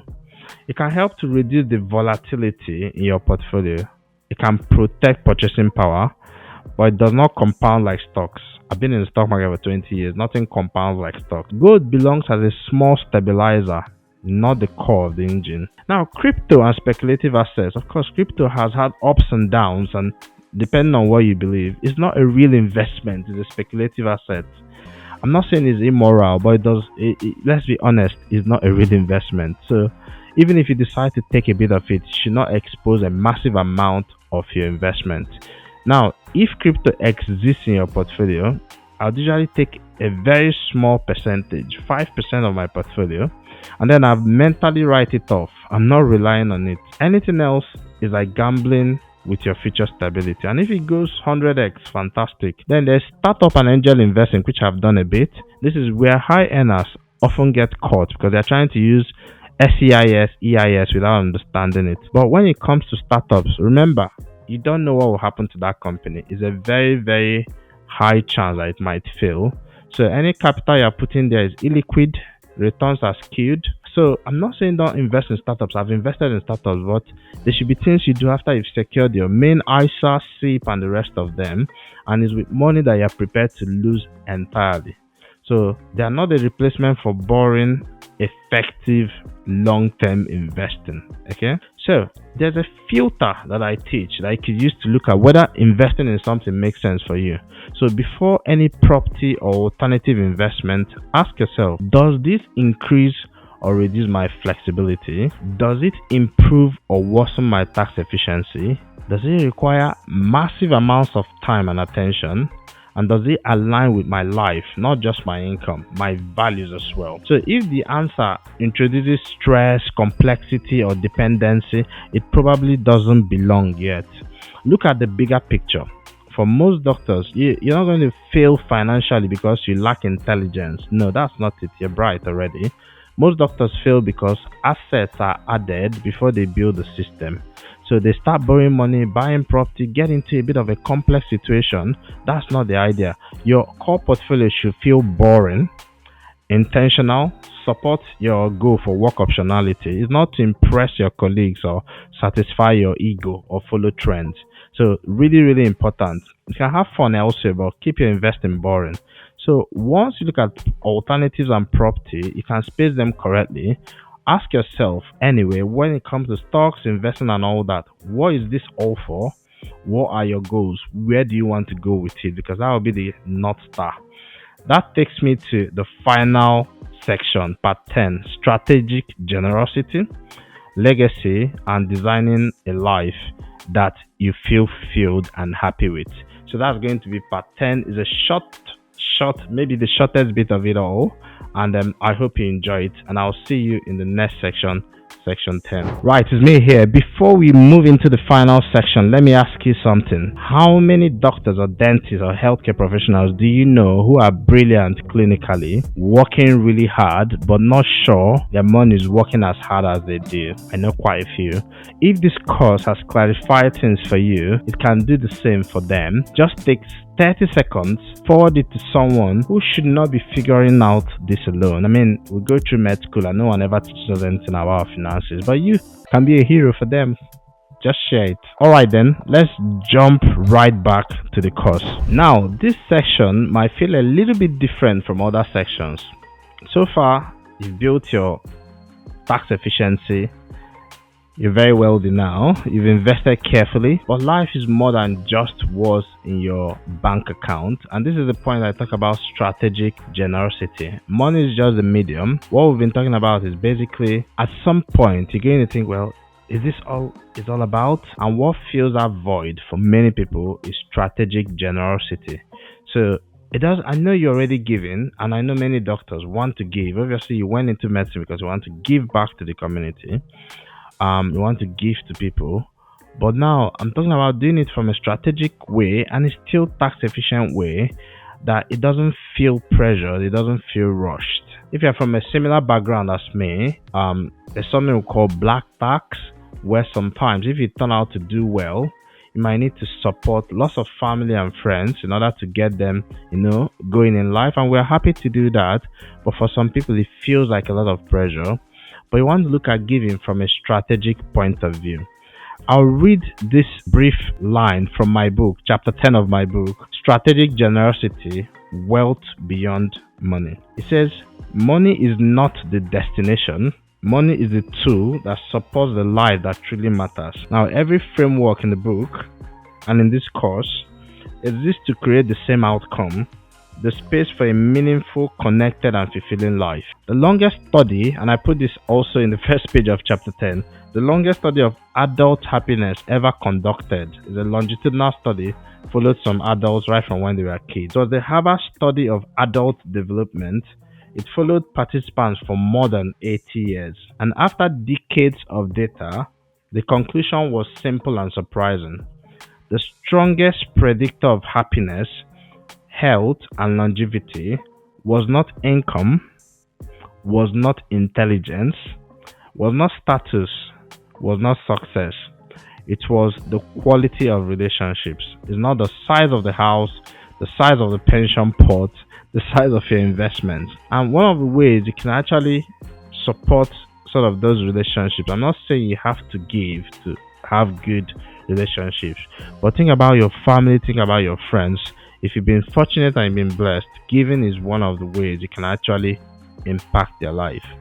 But does that mean you should, you know, accede to every request? Everyone who wants something, they could just write you a message and you become like a public ATM? No. I use an approach. I've used it right from when I was 22, when I had my first company. I call it strategic generosity. How do you do it? You give like an NGO. How do NGOs operate? When I worked in an NGO, there's a budget, there's a strategic goal. If you request for any funding from donors, they give you based on the need you have, if it's in line with the goals they have. What that means is that you don't do knee jerk generosity. You have a plan. Let's say every month, the same way you've automated your investing and your saving, you can also automate your giving. You can create what I call a G bucket, a generosity bucket, that you automate a percentage of your income which goes in there every single month. Now, if someone is requesting money to support them, they're going through a very difficult time or a challenging period, and you think, well, yeah, you should support them. You could draw from that G bucket. That way, you don't feel pressured, you don't feel stressed, you don't feel like you're being stretched too thin. There are other options. There might be other people who approach you. They want to buy a nicer car, or maybe someone is asking for money for something frivolous. They might not meet the criteria. Remember, NGOs, they have to look at what you request in the proposal, and that month you might say, well, for this month there's someone else with a higher need, a better need. I'm going to support them. At this point in time, I can't help, but maybe next month, who knows? But you want to allocate a percentage of your income. You don't have to do this, but it makes your life easier. If you decide this percentage of my income, 5%, 10%, whatever you decide, is going to be for strategic giving, then you know that that is already decided. Now, if you work through a limited company, actually you can give through your company and that can be deducted against tax. If you give to a UK charity, a UK based charity, whether you do it through a limited company or personally, one, if you do it personally, you can do gift aid, and that can help reduce your adjusted net income, which helps with things like the 60% tax trap. And if you work through a limited company as well, if you have some corporate profits before you declare any dividends, before you even pay corporation tax, you can decide to give to support causes, charities. It could even be a religious organization that you support, as long as they are UK registered. That can also reduce your corporation tax. So in a way, you are doing well and you're doing good at the same time. So giving is not something you do like randomly. You want to be strategic, you want to plan it, you want to have the ability to say, well, this is what I want to do with my giving. I've got a friend who is currently funding a scholarship for some children in Nigeria and in his community, and that's his strategic giving. But we've had other initiatives we funded. They have people who fund buildings of projects, and they have people who may not do something big, but they might actually support one person to get through a difficult time. So really important, think about giving from that point, because it's part of the whole thing, not just about taking and taking and taking. Well, you've come to the end of it all. I think you've managed to get to this point. If you've gotten to this point, bravo. I just want to say well done for getting to this point. I hope you're going to implement the things you've learned. And if you've gotten to this point, think about one or two colleagues, I'll say at least two colleagues, who you think might benefit from this course. We've invested a lot of resources, time, strategy, kind of research to provide this free course. Feel free to share it with them. That's about generosity again. That's about giving. Don't just take it alone. Secondly, make sure you're taking some action straight away. For anything, make a checklist. This is what I'm going to do. Do I need to claim tax relief on my professional expenses? Go ahead and do that. Remember, you don't need to become a financial expert. You don't need to get everything 100%. What you need is basically structure. You need clarity. And you need a system that works quietly in the background. So this is what you should be working towards. So with each goal, even if you are trying to make sure you're not overpaying taxes, money should support your life not dominate it. Now, if you want to check your financial well-being score, if you want to check your financial health score, it's a bit like I described earlier, like your financial news score, your early warning score. Check the link in the description for the med scan. The med scan is basically helps you to look at areas of your financial structure that you might not have looked at, and also I'm also going to put it in the comments so you can find it easily. It takes you about 3 minutes to go through. Okay, and look, MONEYWISE Doctor now supports thousands of doctors across UK and Canada in making smarter financial decisions, making sure you're tax efficient, making sure that you're investing properly without taking unnecessary risk. If you need help along these lines or for any of these things, feel free to reach out to us. It's support@moneywisedoctor.com, and feel free to attend one of our free masterclasses. It's moneywisedoctor.com/masterclass. Now, I want to hear what you think about this course. What resonates with you? What did it help you to do? I'm going to come back and read all the comments, and I hope you manage to share it with your friends as well. All right, then. Speak to you later, and I hope you crush it, and I hope you get to the point of your financial well-being, that you are financially free to make your decisions. Now, before I leave, my team is going to ask me, why didn't you remember this? The MONEYWISE Doctor is a book I wrote sharing my experience and insights around taxes, investing, and basically financial well-being in general, and my journey to financial freedom. I documented it in this book. It came out right off the bat. It's less than 100 days since the book came out, but within the first few days, it hit the Amazon bestseller for investing, personal finance, and even retirement planning. Now, if you want to get a copy of the MONEYWISE Doctor, to solidify some of the things we've discussed in this course, if you head over to www.moneywisedoctor.com/book. The website will be on the screen somewhere, and the link will also be in the description. You can go and get a copy of the book.